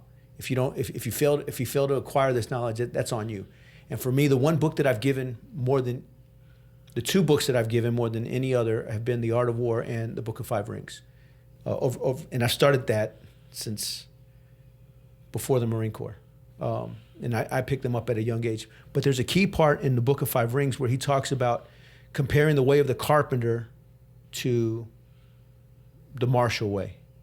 And he gives the example of that beginner carpenter learning the tools that are available to him, as well as how to look at the resources with which he would construct a house. But then as time goes on, he becomes that individual who is teaching other carpenters to do that, but he's still building houses.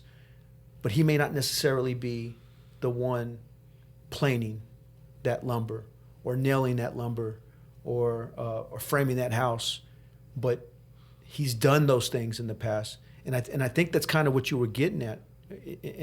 Am I correct? Yeah, I mean, I'm not familiar with that book. I haven't read that. I've heard you mention it before. So the way of the artisan, the way of the carpenter is to become proficient in the use of his tools. First to lay his plans with the true measure and then perform his work according to that plan.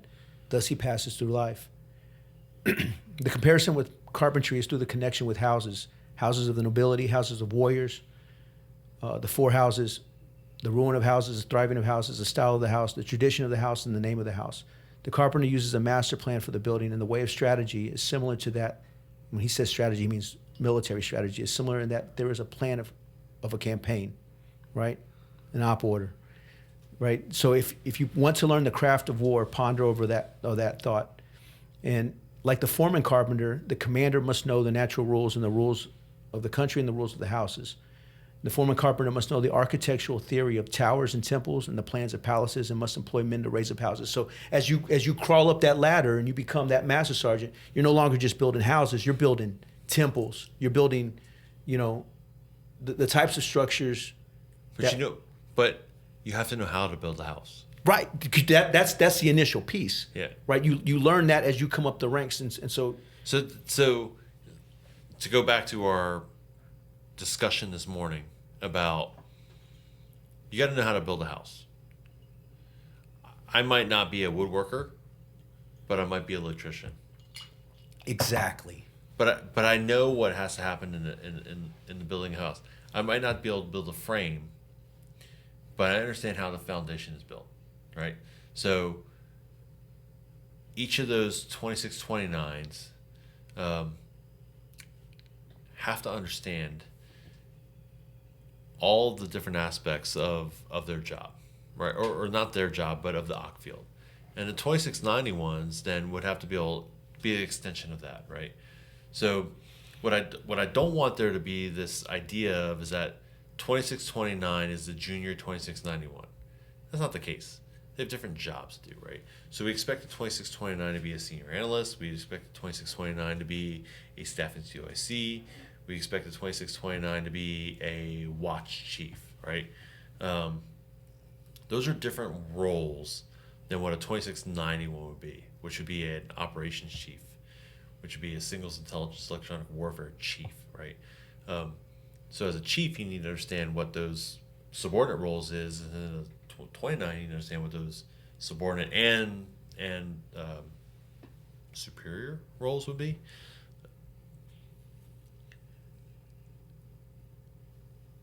I think there's always going to be judgment, though, if a chief or a technician don't know how to hammer in a nail. Yes, and so for me, I to a fault, I take pride in the fact that my formative years in the occupational field were as a team leader. You had a different path, though. In what regard? What rank were you when you came to the fleet? A sergeant. Yeah. That was a different path. Yeah, but there were different expectations of you when you checked into the fleet than other people. Thanks to Tom Dean of expressing to me the extreme circumstances of that initial, I guess, onboarding process for me. But I would have rather have been a Lance Corporal on a team than a Lance Corporal at DLI, a Corporal at DLI, and then get promoted to Sergeant, of all places, here in San Angelo, before heading out to Camp Lejeune, because I felt like I lost something in the process. But you were, not to be ADHD, but you were asking about the specs for the Orbi. So it's got combined Wi-Fi speed, 1.7 gigabytes per second, 866 megabytes per second, and 400 megabytes per second on 3 separate channels. Covers the one kit that I purchased, covers 7,500 square feet, has a dedicated backhaul 4x4, 1.7 gigabytes per second tri-band Wi-Fi system. It has 4 gigs of flash and 512 megs of RAM memory. So I don't understand how that works. It's got 3 separate channels. No, I know, but so even if you spread spectrum, that stuff.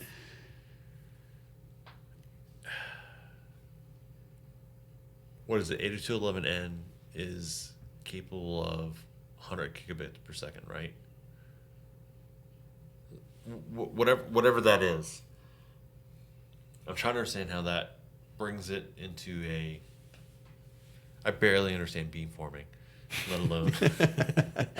I mean, beamforming is just an electronically steerable antenna, right? So I've used airports for years because of just what you said, that app being fire and forget, just so easy and so simple. The app for the Orbi is on par with that. Like the Sonos like sound systems. I've not played with those, but Sonos was the ones that you could just like. It was the speakers you just drop into any room in the house. You just say which one it is, and then it'll dynamically task that speaker to transmit your whatever you're playing. I mean, it's dumb, but it's a whole home, audio system without requiring wiring all over the place.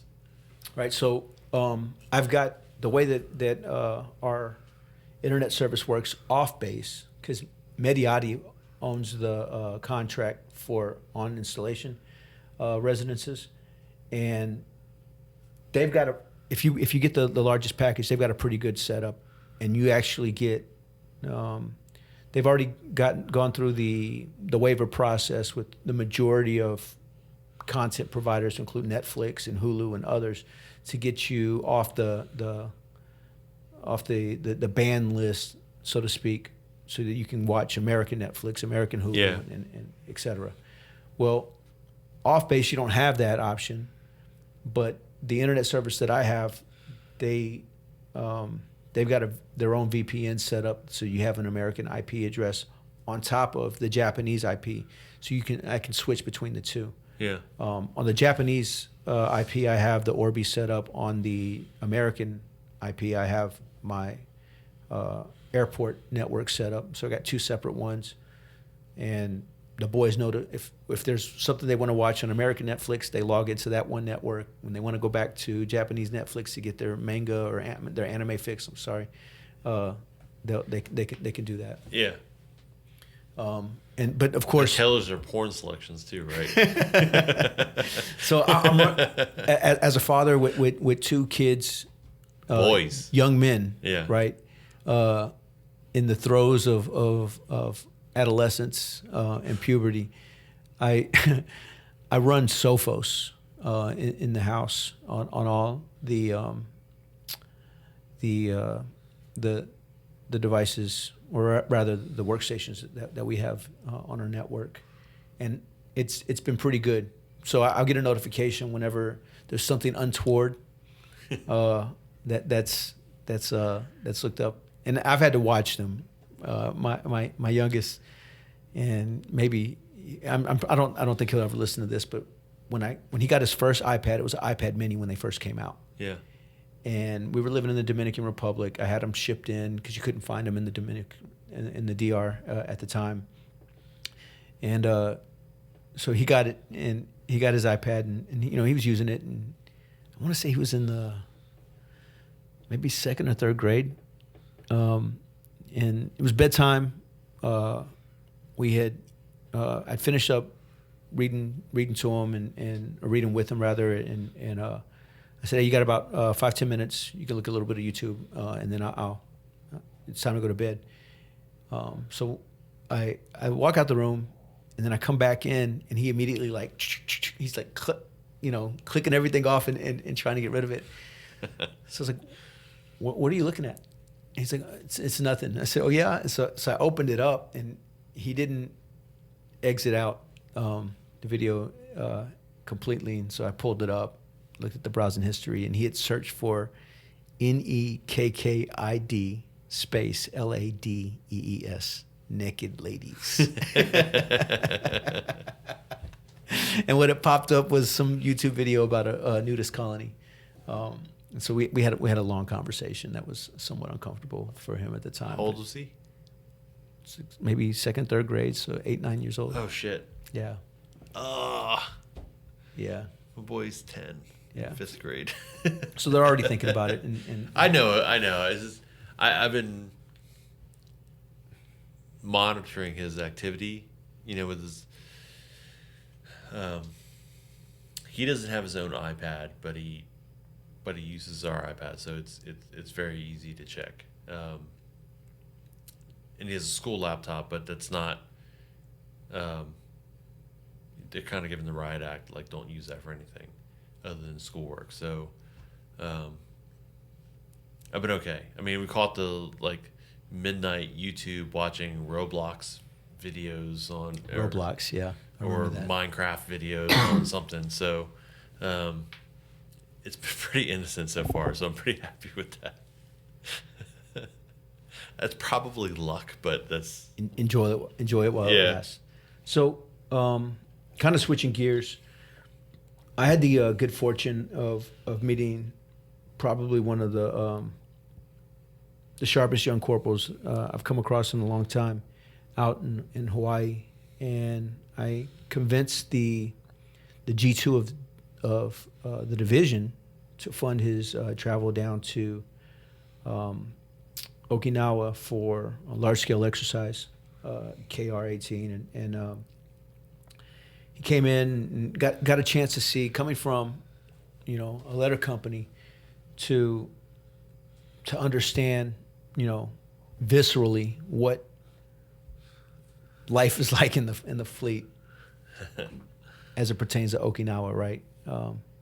And it was a great experience for him, and he did exceptionally well. He got to brief the CG and a majority of his staff, and stood there in the batter's box and fielded questions from the CG down to a strategic corporal, right? Yeah. And of course we had some staff NCOs, some strong staff NCOs on hand to catch any fly balls as they were throwing heat in his direction. But he's maintained contact with me. He was in our conversations when we were going back and forth from site to site. He had talked to me about some of his career plans, and unique in his peer group, I would say he's identified that he wants to go to the schoolhouse right after a letter company tour as opposed to going to a radio battalion. And I know that the conventional wisdom is you need to get both. Tactical unit, strategic, national level assignment. But here we have a young Marine who's obviously set himself apart from his peers, and wants to take what he's learned to a formal training environment and share what he's attained prior to going to a tactical unit. And I told him that you were going to be my guest here on this podcast. How does he know who I am? So this may surprise you, but you're Master Gunnery Sergeant Sean Nakao. Yeah, but how does a random nerd from Company I know who I am? So I'll tell you how. This podcast. And then they talk. They know who the ops chief at 2nd Radio Battalion is. You think these guys don't grasp that? No, I don't think that everybody in Knoxville knows who the ops chiefs are of each of the individual battalions. I would argue that because it's largely irrelevant in some matters, right? But I would say that some of the MCSB letter company guys don't know who Leon Ransom is. And not because of Leon Ransom, just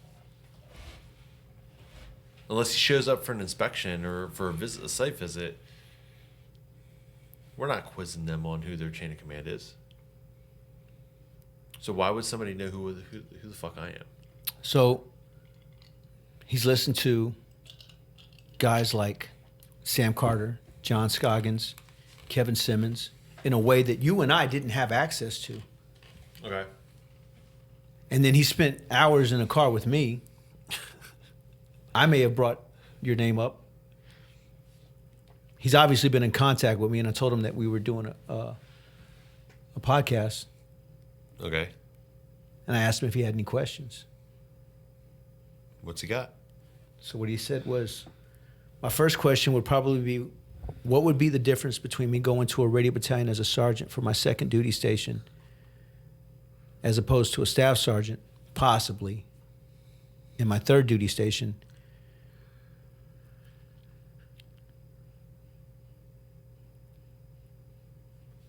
That's another question. So I'll just stop at that one. So what's the difference between you showing up to the radio battalion as a sergeant or a staff sergeant? Essentially, I think what he's getting at is, what are the implications of me going to a schoolhouse now and then a radio battalion later, instead of going to the radio battalion now and then maybe reversing the order? So What are some of the things that he needs to be considering, not going to a radio battalion first before going to the schoolhouse as an instructor? If he's got within him, and he's told me this, a fire in his belly to teach what he's learned so far. So I would ask, what has he learned? I know you can't answer this question, right? Right. But what has he learned at an MCSB that thinks that he has the qualifications to teach at a schoolhouse? And the same thing goes for radio battalion Marine. Like, what have they learned? So what we're looking for is some experience, but it's also quality people. We're looking for quality people to instruct. So we're going to invest in the schoolhouse with our quality Marines to lead and train those Marines who are going to be the next step of our Ocfield. So whether it's a sergeant or staff sergeant that's going in to go teach at the schoolhouse, it's developing those PFCs and lance corporals. I don't know how many people are dumb enough like me to come in as a private, but I say PFC and lance corporals, but like develop those, start those guys on the right step, develop their foundation so that they're able to be successful, once they hit the fleet. And fleet being radio battalions, MCSB, MAW, whatever their billet is, outside of the schoolhouse. So if he's the right person to develop that foundation, it doesn't matter what his experience level is. What will his learning curve be showing up to a radio battalion as a staff and CO, vice as sergeant? It'll be fucking steep. It'll be absolutely steep. But if he was the right Marine to go to the schoolhouse to lead and mentor Marines at their foundational phase, he'll be okay. It's not insurmountable. No, it's not. It's okay. It's just like the concern that the sergeants and staff and COs have about going to a B billet and come back to the fleet is like, I'm going to be so behind the times. Sure, you can be behind the times in technology, but do you understand the foundations and the fundamentals of how we do our job? If you do, then it's okay. Like you will be okay. Are you going to have to spend a little extra time learning? Sure you will. But we all do.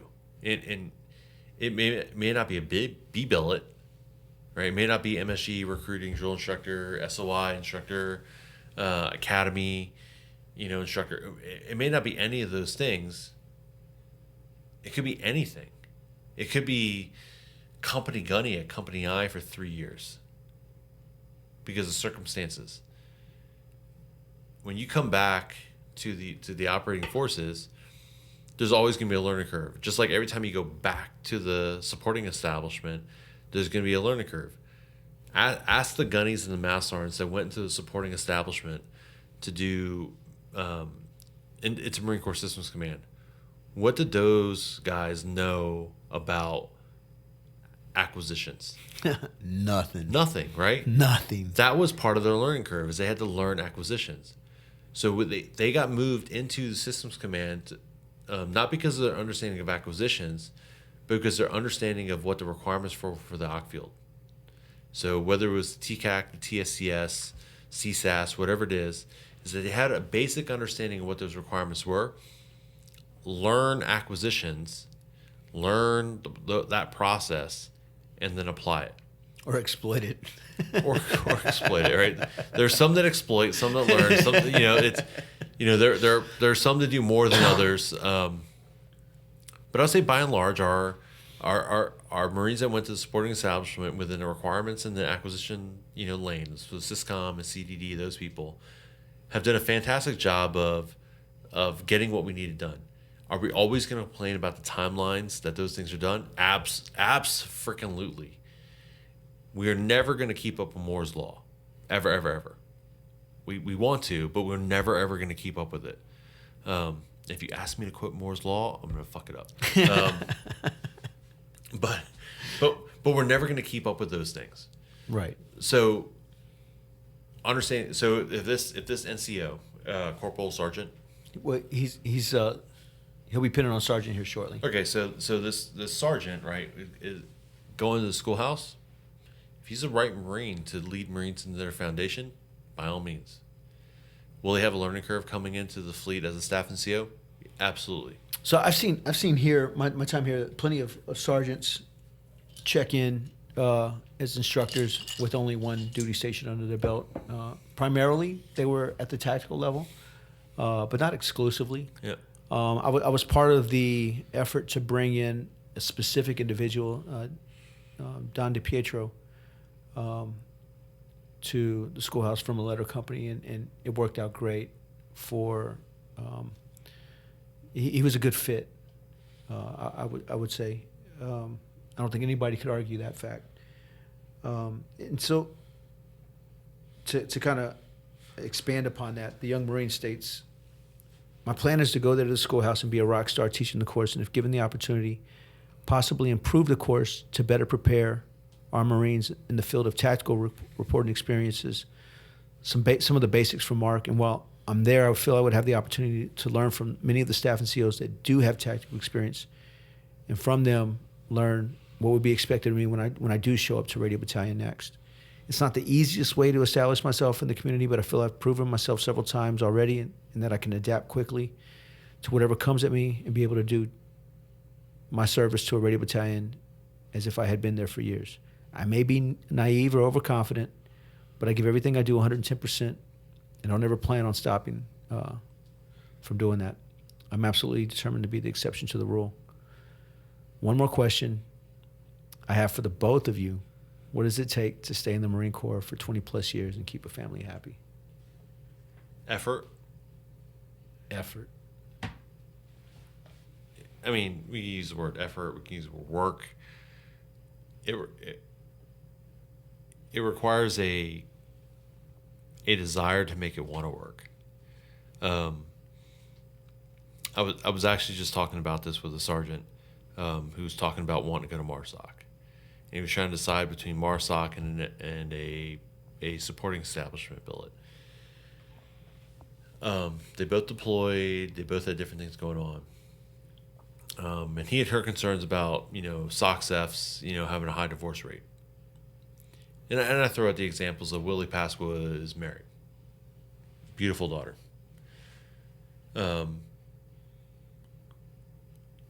I was married prior to getting there as well, and I had 2 kids while I was at MARSOC.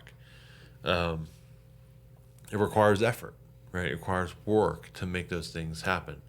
So a strong relationship. This is just me. I believe that a strong relationship is a strong relationship.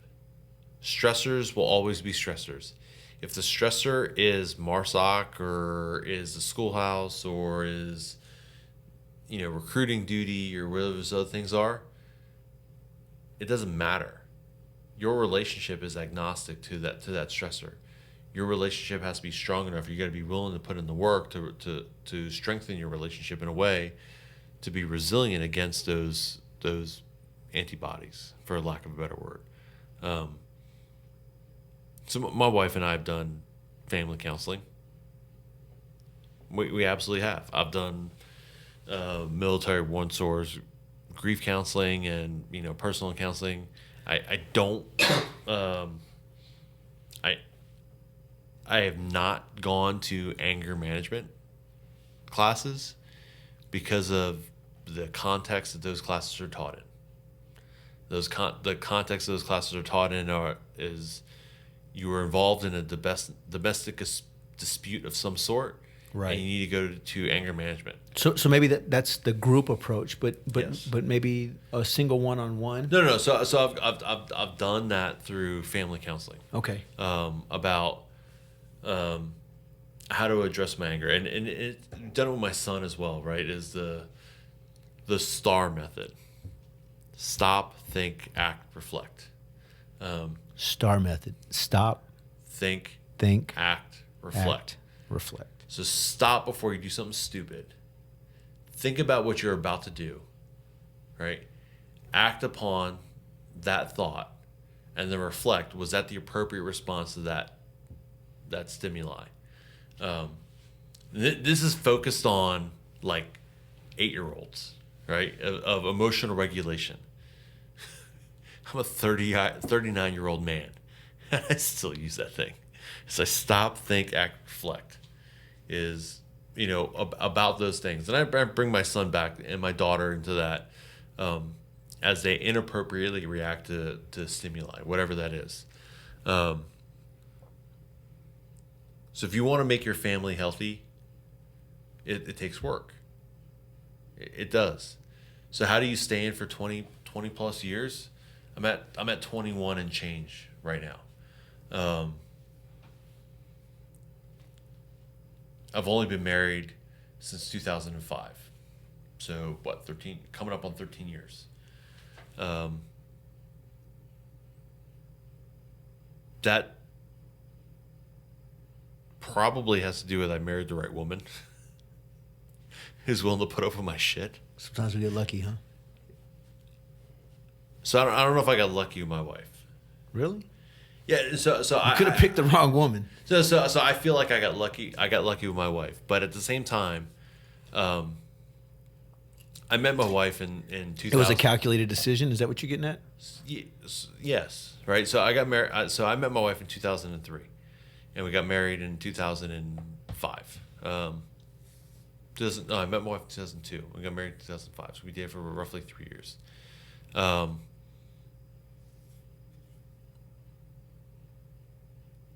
I didn't choose to marry her because it was the only option. It was the right thing to do. I mean, and not because I had her knocked up or any of that other stuff, but she was the right person for me, right? So she mellowed me out. So guys that knew me when I was between 1996 and 2003, I was out of control. I was out of control. I just did whatever. So she melded me out and brought me into reality is that you can't do this for the long term. Financially, emotionally, professionally, I couldn't do this for the long term. So how do you stay married for 21 years, or how do you stay in for 21 years and have a family? Is pick the right spouse and work. You got to work at it. Go through counseling. We need to go through counseling, understand where they're coming from, and not overvalue your job than their job. Okay, so one of the new things that I've done is I've got a select group of individuals. Are you fucking live like texting people about what's going on right now and seeing what their input is? I'm live crowdsourcing questions from individuals who have significantly more history with you than I do. Oh shit! All right. So some of the things that are being asked are, when are you going to bring Kyle's keys back? I said soon. Next question. So that's John, right? Yes. Kevin's first question will not go on the air. It's although this is an adult-oriented podcast, I don't think it's appropriate. Does it have to do with my dick size? No, it doesn't. It asks you why. So we're going there. Why do you think cock is a food group? Why do I think what? Cock is a food group. But he then hits you up with, why'd you leave me, Sep? That's from him. Yeah. I won't say his name, right? Because I don't know what you're gonna publish, what you won't. I won't give him that justification. So I didn't know you went to MESEP. Yeah. So after my first tour, first Raid Battalion, or during my first tour at Raid Battalion, I applied for MESEP, got accepted. Went on the MEU and left. And Jason Mann and I were both accepted for MESEP. And then we went on the MEU. So we both came home early from the MEU so we could execute our PCS orders to prep school. Jason was on my bracelet. He died in 2008 in Afghanistan. He actually went all the way through. Jason Mann. Okay. Mann. He's one of those guys that everything he did looked easy and made you feel like a piece of shit for trying hard. Made others feel like a piece of shit, or just Sean Nakao? Oh, I would say others, right? So, Okay. like everything he did looked easy, and everybody else would try hard to match his proficiency at doing something, but he made it look easy. So everything that we did was hard, but what he did, he just made it look easy. And being his roommate, I understood that it wasn't always easy for him, but he was a dude. Like, he was a man. Like, I understand he's Jason Mann, but like, he was a man. Like, he got stuff done. Yeah, so I went to MESEP prep, did that whole thing, which is basically a drunk fest in San Diego. Got to University of Maryland, went through school, went to OCS in the summer of 2003, and that was right in the middle of all the Marines going to OIF, OIF 1, and I was okay. Like, going to OCS was not a big deal. Leading up to that, I'd been put on active probation because I dropped an English 101 class because I disagreed with my English TA, because she didn't think what I wrote was appropriate, and she graded me against my opinion versus my content, or what I wrote. I went to OCS, tore my meniscus on the initial PFT, got medically dropped, went back, rehabbed, found out I tore my meniscus, and decided that... Is there a live cast going on? I heard my name. Yeah. So Kevin's driving his son to school. Is Junior in the car with him? Junior's in the car with him, so I'm glad you didn't curse. So I'll see if I can bring it in. Hey, Kevin Jr. Hey, long-time listener, first-time caller. So here we are, episode 11. We finally started incorporating some live video feed into the and live call-ins. We've got Kevin Simmons. He asked a question just a second ago, particularly about, well, several questions, but one in particular about why Master Guns Nakao left me. So Kevin, you got any other questions for him? How can you look that good without me around you? Because you make me look better, right? So when you're around me, I look better, right? Ouch, man. So to Kevin, to answer your question, why did I leave MESEP? Is because I did not believe that the officer corps was the right spot for me. I did not believe that I wanted to be part of that group of people who were, at the time, in my belief, was willing to backstab each other in order to achieve their personal objectives. And I thought the flat black side was looking out for each other. And I believe the flat black side is looking out for each other, but I don't necessarily agree now that the officer side was all looking out for murdering each other. But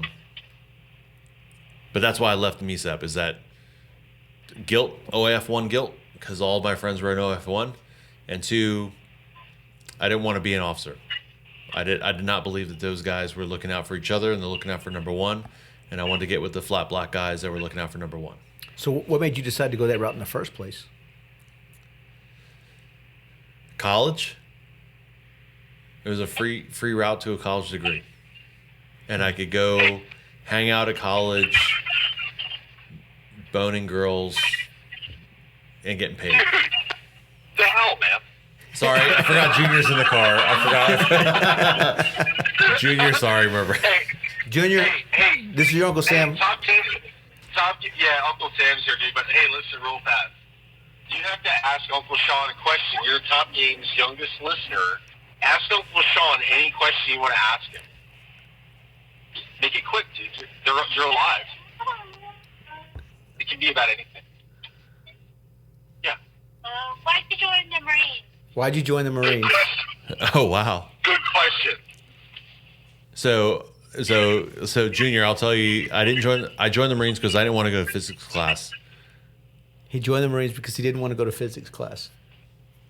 I did not do my physics homework, and the recruiter was in town, so I went to the recruiter to talk to him instead of going to turn in my incomplete physics homework in high school.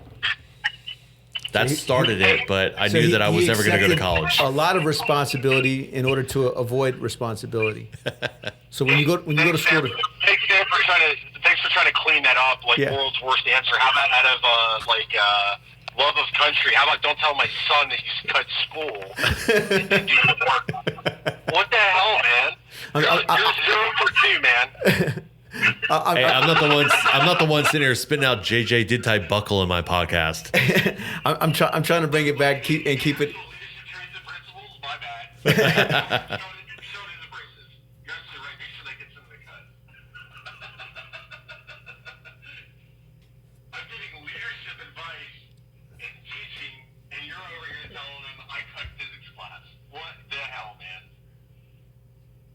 I'll never lie to your son. Okay, you know what? I appreciate your integrity. That is part of the JJ type uncle. Integrity, right?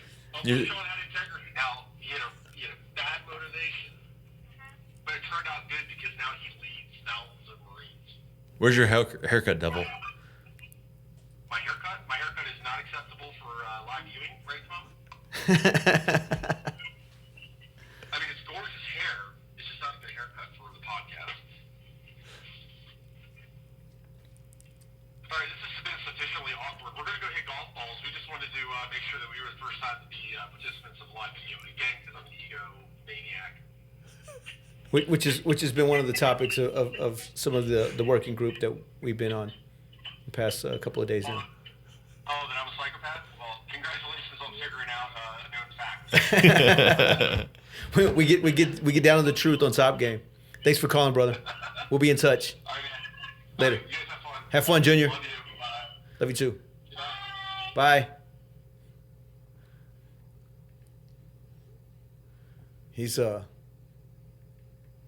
He's grown on me in the small amount of time that we work. Kevin? Yeah, we work closely together. Yeah, between the Kevin methods. Jr. is awesome. Senior, not so much. I don't know Junior very well. I actually have not met him. I have a gift for him, but as I do with most of the kids of my brothers and sisters in uniform, I prefer to hand them to them in person so they connect with their Uncle Sam. Yeah. And Sarah Clark is and I are close. And when I was able to finally meet Merrick for the first time, I gave him a pair of shisha dogs from Okinawa. Uh-huh. And we sat outside and played with rocks and dirt and things that boys are supposed to do. That was a fun moment. And I'm looking forward to meeting Junior in person. I know for a fact him and my youngest Vicente would just be thick as thieves. My boy is the same age, so we have two juniors. Okay. So Kevin and I have zero imaginations. Yeah. So our boys are junior. So I'm a junior, and I grew up as in the family, extended family, as Little Sammy, right, or Little Sam, and my dad was always Big Sam, and so I vowed to not name my son the third. So Enrique is Enrique Samuel Castro, and Vicente is Vicente Alejandro Castro. Very strong, like. So I got to ask, right? So you didn't speak Spanish before you joined the Marine Corps? No. But I sound like I did. That's what I'm saying, right? Like it's So- like the Latino community. Yeah. Like So part of it is I didn't speak it growing up, but I heard it. Yeah, And so yeah. when it came time to acquire the language, the accent you was, already had the ear for it. right. Yeah. I did have the ear for it. Being a linguist, right? That cross cultural competency. It's more than just grammar and vocabulary. There's a history, the culture. What? I did not. So I understood that, but I did not have that. So growing up in Hawaii, right? What it is, I think Hawaii is like the ultimate melting pot, especially for the Asian cultures, right? My mom ate kimchi and bologna sandwiches, those other things, and she was white, and my dad was Japanese, and we grew up doing Japanese things, but it was in Hawaii and American, all those nonsense. Going to DLI to learn Korean, I had no clue what the history was between Korea and Japan pre-World War II. I had no clue. I learned very quickly when I found out that all of my Korean instructors hated my living guts because I had Japanese ancestry. Wow. I still think it's funny to this day because it's just basically just being assholes, and not looking at me as a human being and looking at me for ancestry or lineage. So here's what I would offer up. Growing up in Texas, the predominantly on my hometown of Galveston, you had there's a third black, a third white, and a third brown. The brown being the majority Mexican or Mexican Americans. That hatred or that racism, those racist sentiments, they're not one directional. They're multi-directional. Yeah. And some of the most racist individuals I ever met growing up were African American or Mexican, and Old people Right. have their biases. right, and I won't say racism, but they have their biases. this was overt racism that I'm referencing. Yeah. But it's a learned mindset. It's a learned behavior, a learned attitude that they've taken, and despite our faculties as human beings to overcome our genetics or overcome our environment, they've retained that over the years. So I will say that my third grade, and I didn't realize it until I was later, but third grade was the first time that I dealt with racism. Where in third grade, and like I said, I didn't realize it until I was an adult, and I don't know why I remember it, but some kid called me a chink, and I remember thinking, it's like, oh man, he must have looked at my permanent record and saw that I was Japanese and got confused, not realizing that I have a different facial feature than the typical Irish German white kid. And third grade was also the year that I moved from Hawaii to New Jersey. But I didn't really experience that again until I was 18 years old. In the Marine Corps? In the Marine Corps, living in San Angelo, Texas. Yeah. When my half Korean, half Japanese girlfriend and I are walking across the parking lot to get into the, I don't know where the fuck it was, Dillard's at the mall. And some redneck in a truck was like, "Take your time, slope," like as we're like crossing the thing, and I'm like, "What the fuck is wrong with you?" And I look back on it now, and I'm like, the guy was an idiot, but somebody taught him what slope was, right? Exactly. And So the same whether thing it was- applies to your instructors, right? Yeah, so whether it was a father or grandfather that was a Vietnam veteran and had a biased view towards Vietnamese, whatever, right?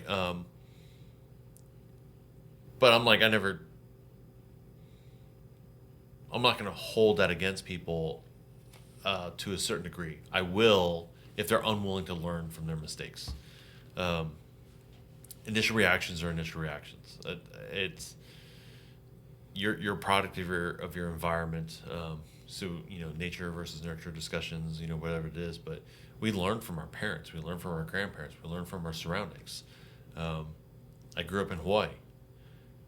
There was no difference between a Korean and a Japanese and a Chinese and a black dude and a Hispanic. It just didn't really matter because that's where we grew up. And granted, I was young at the time.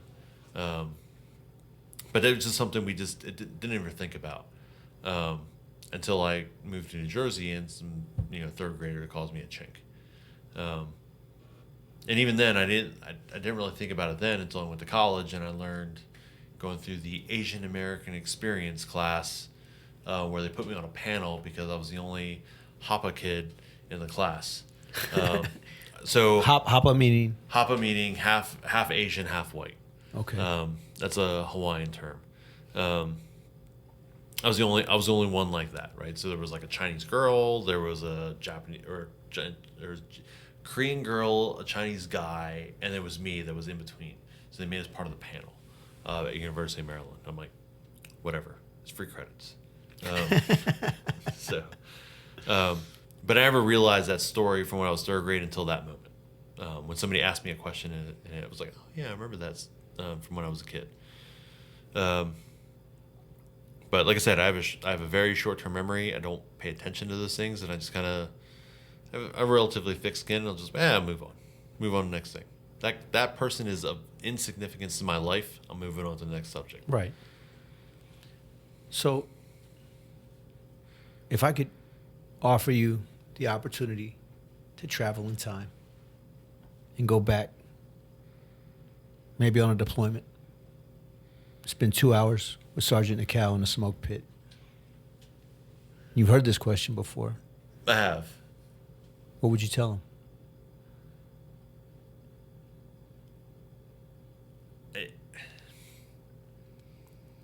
He stands up and says, "Hoorah, Master Guns." No, I've But then he looks at your name tape. So He's like, "What the fuck?" I've heard you ask this question to a number of the guys, and I've thought about how would I respond to that question. And now that I'm faced with that question, I don't know if I would say anything, because I don't know if I want to influence the path. that decision making process. Right? It's like make your own decisions and own your own consequences, good, bad, or indifferent. You have to own those things.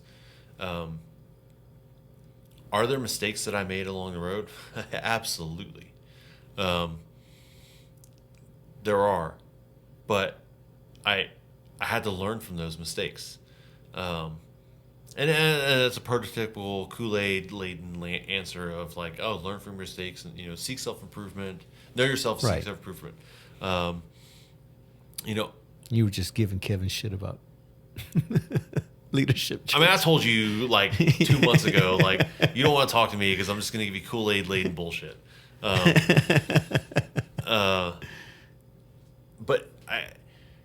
I don't know if I want to influence myself in any way. I guess the nerd in me wants to ask, could you really? So maybe because I'm probably so fucking arrogant as a sergeant, I'm like, fuck you can't tell me what's right or what's wrong. Like when I left 1st Rated Battalion as a sergeant, I could do no wrong. But would you listen to a Master Guns in a one-on-one conversation? Who the fuck was the Master Guns when I left 1st Rated Battalion in 1990 or in 2002? You didn't know who the Master Guns were? No, it was Master Gun Ewell. But I'm saying is like you had no interaction with them whatsoever? I had like a couple of interactions with him as a battalion operations chief, and I don't even know if he was the battalion operations chief when I left. I remember he was the battalion operations chief that I remember. But I was a sergeant, right? So me sitting in those shoes right now as a battalion operations chief, I see Marines when they check in and I check out because they have to. So I will tell you that I remember every single interaction I had, every in-depth conversation I had with the Master Guns ops chiefs of my battalion when I was a sergeant at Radio Battalion, and every single one of those instances that I can recall were formative experiences for me. Okay. And so I will. That scares the ever living shit out of me And it because I should. don't remember those. It should, right? Because you're touching those Marines, the ones that will stick around, the ones that will become a master sergeant someday. You're touching them in a way that isn't diddling, right? You're having an impact upon them. So I'll, in order to answer this question, I'll tell you what I tell inbound Marines and what I tell outbound Marines. So what I tell inbound Marines is take ownership of the mission and don't let anything be a single point of failure. Those are the two things that I tell every single Marine that comes in. So ownership of the mission is caring. Just care. Okay. I can't make them, but I say it out loud so they hear it at least once in their life. And then not let anything be a single point of failure. I use examples with them. So if a kid is standing at parade rest in front of my door and I haven't told him to sit down yet, and I say, hey, close the door, and he has to step out of the way to close the door, and I say, hey, fucker, did I tell you to step out of the way to close the door? He goes, no, Master Guns. I'm like, okay, so did you have to step out of the way to close the door? Yes, I did. So how stupid would it have been if you said, Master Guns, I can't close the door because I'm standing in front of it? He's like, yeah, that sounds pretty stupid. I'm like, think about that when you're conducting operations. How stupid would it be if I ran out of batteries, stop your operation, or I forgot to get a cable, or whatever the thing is. Right. So don't let any one thing be that single point of failure. Solve problems. And as you become a professional, you start to predict those single points of failure, and you'll mitigate those way in advance. So that's what I tell inbound Marines. So take ownership of the mission and don't let anything be a single point of failure. What I tell outbound Marines is tell me what we did right. Tell me what we did wrong in the battalion. That's not what you put on the command climate survey. And if it is, that's fine. If you're going to tell me your feelings about something, that's fine. But if you tell me a practice that we did that helped, I want to continue those actions. If you tell me that we did something that was causing adverse effect on the Marines in the battalion, I want to stop those actions. Right. So tell me those things that, as a battalion operations chief, that I can affect. And lately, what I've been also asking the Marines is, if you're okay, be available for the Marines that aren't okay. And if you're not okay, reach out. So the 22 Marine or service members that commit suicide every day, that bugs me. Right, well, it should. I mean, it's so it does, right? So and it's not because I have a personal story. I mean, I do, but it bugs me. So I don't have the empirical data for why more veterans commit suicide than while they're in the service. I just have my thought, and my thought is that there isn't an asshole sitting there looking at him saying, Sam, what the fuck is wrong with you? You're acting funny. That's not happening, right? That's not forced upon you while you're outside of the service. While you're in the service, that's forced upon you. right In the form of sergeants, staff sergeants, gunnies, first sergeants, master sergeants, everybody saying, what the fuck's wrong with you? When you leave, you have to choose your support structure. So if you decide to go to, University of North Carolina, Chapel Hill, and your family's from Vermont, and nobody else is around you, you've not chosen a support structure around you that's physically located around you to have observation of you, say, what's going on with you today. To know your baseline of behavior. Yeah.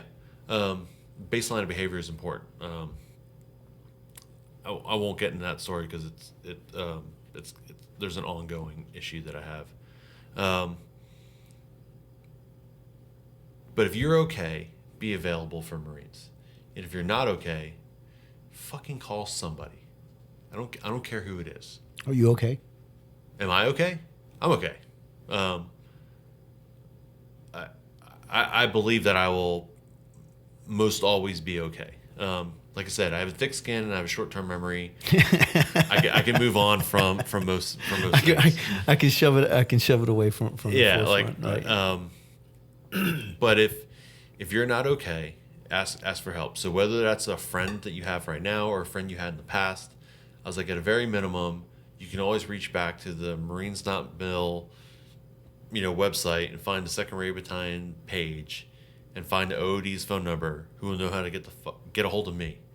And if you're within driving distance, I will come help you. And if I'm not within driving distance, I will fucking find somebody that will come help you. Because every day that we spend in the Corps, that time we spend out of the Corps is continually glorified. And we owe it to those Marines. And so I thank every Marine for their service when they leave. I'm not angry about Marines that exit the Marine Corps. To be honest, some of those Marines I'm happy are leaving the Marine Corps because we don't need them in our ranks anymore. But a lot of the Marines, I'm like, hey, thank you for your service. You decided to do something that a lot of people didn't want to do or are unwilling to do. Thanks, for spending your time here with us. Thanks for what you provided to us, or the no hard feelings kind of deal.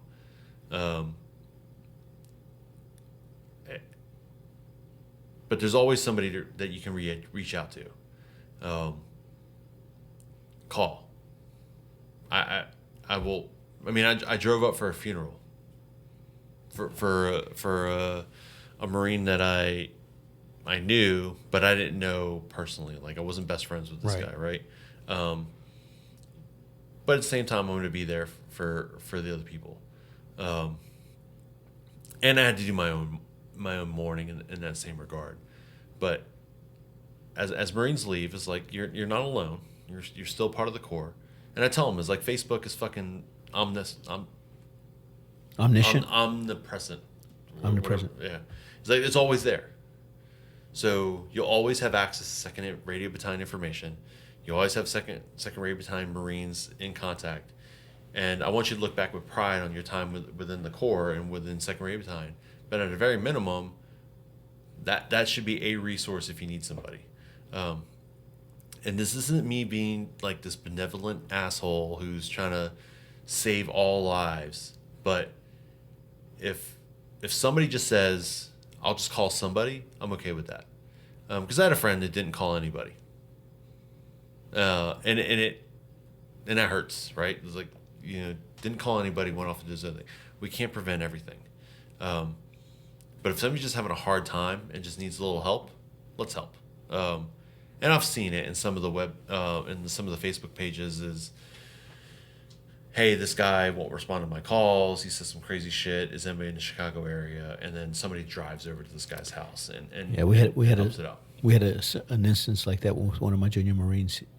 One of his buddies had made some comments and wasn't, I guess, in line with his baseline of behavior, and so he came to me.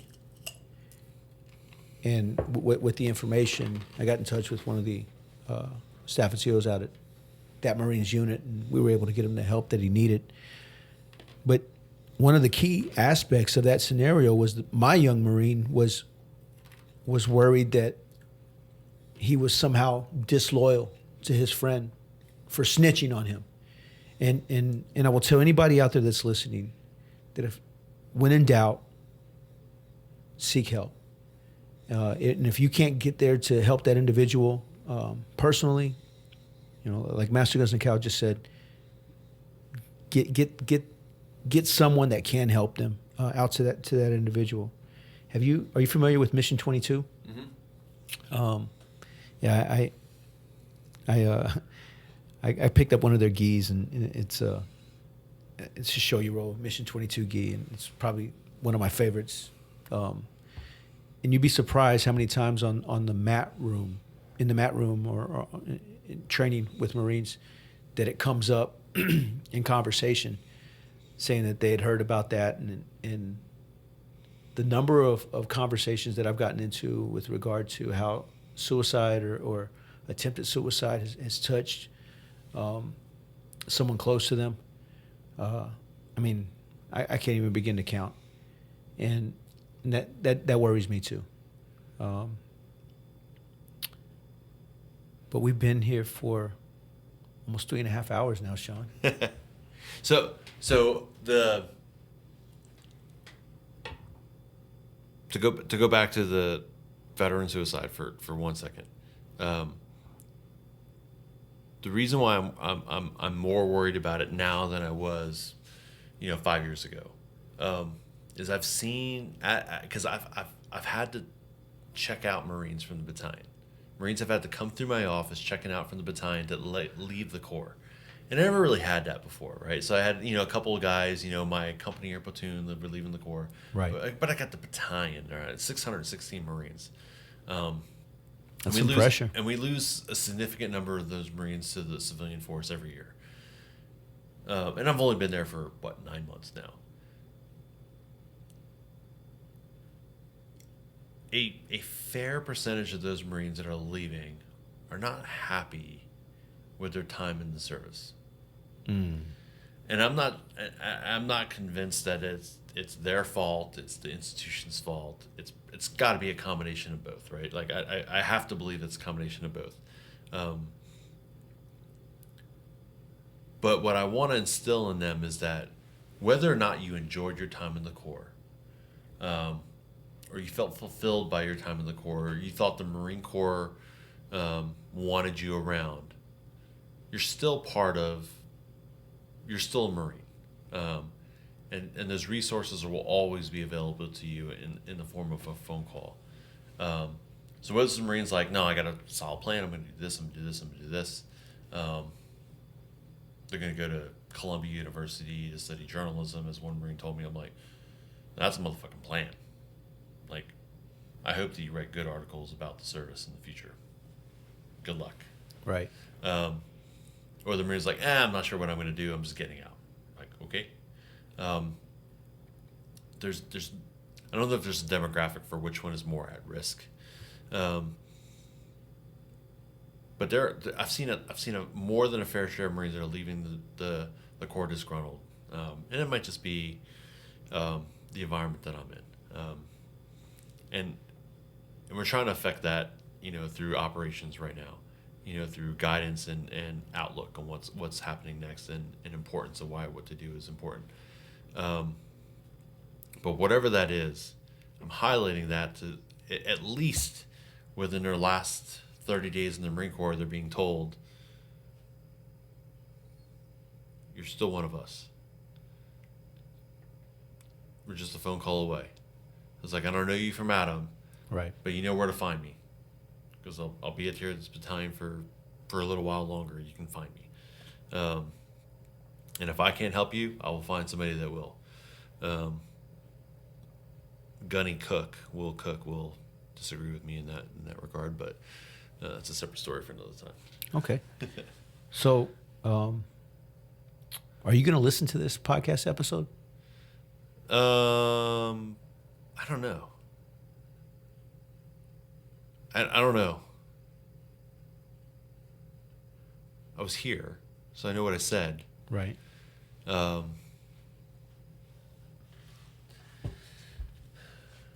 I'll be curious about the editing process and how this all shaped out. But I mentioned to you earlier, right? So when I got the call from Joe Black, asked me if I want to go to MARSOC, I'm still to this day terrified to ask him where along the list of 2673 staff sergeants and sergeants was I that he called. Was I the first guy, or was I the last guy? I was somewhere on that spectrum. So ego-wise is, I don't know how much I could take listening to my own podcast and go, oh man, I wish I would have done this better. I wish I'd have said this. I wish I said this in retrospect. Right. So I don't know if I'll listen to it. I'm not exactly sure. To touch on what you said about Joe Black, why does it matter? If you weren't at the top of the list, or if you were at the bottom, why? Ego. So if I was the first guy that was called, it'd be like, yeah, I'm the one that they wanted. If If I was the last guy, it's like, motherfucker, this is the guy's last option. He's the only available 2673 mover in FY 2006. He's got to go. But you showed up. Yeah. You suited up. You executed. And you got selected. Again and again and again. Yeah. So, I mean, I think that was, a significant turning point in my career. I didn't think I was going to stay in past Staff Sergeant because I took a P for Gunny while I was at Company I. One allocation for Gunny, and Vance St. Peter beat me out. That was it. He was better than I was. That year, he was better than I was because we had one allocation. So that was it, and I didn't know when the next allocation was coming. So I thought my career was over. I was done, and I couldn't take rejection. I still don't take rejection very well. So I'm happy that Joe called. I don't know why he called. I was actually putting in an MSG package at the time because I thought my career was over. So let's get a tour in Montenegro or Sri Lanka. Fuck it, let's go. And the wife and I were married with, brand new, newlyweds with no kids. I'm like, fuck it, let's go. We can go to fucking bumfuck Egypt. It won't matter. We'll just go experience some life. So I don't know why he called. I never asked him because I don't want to know the answer.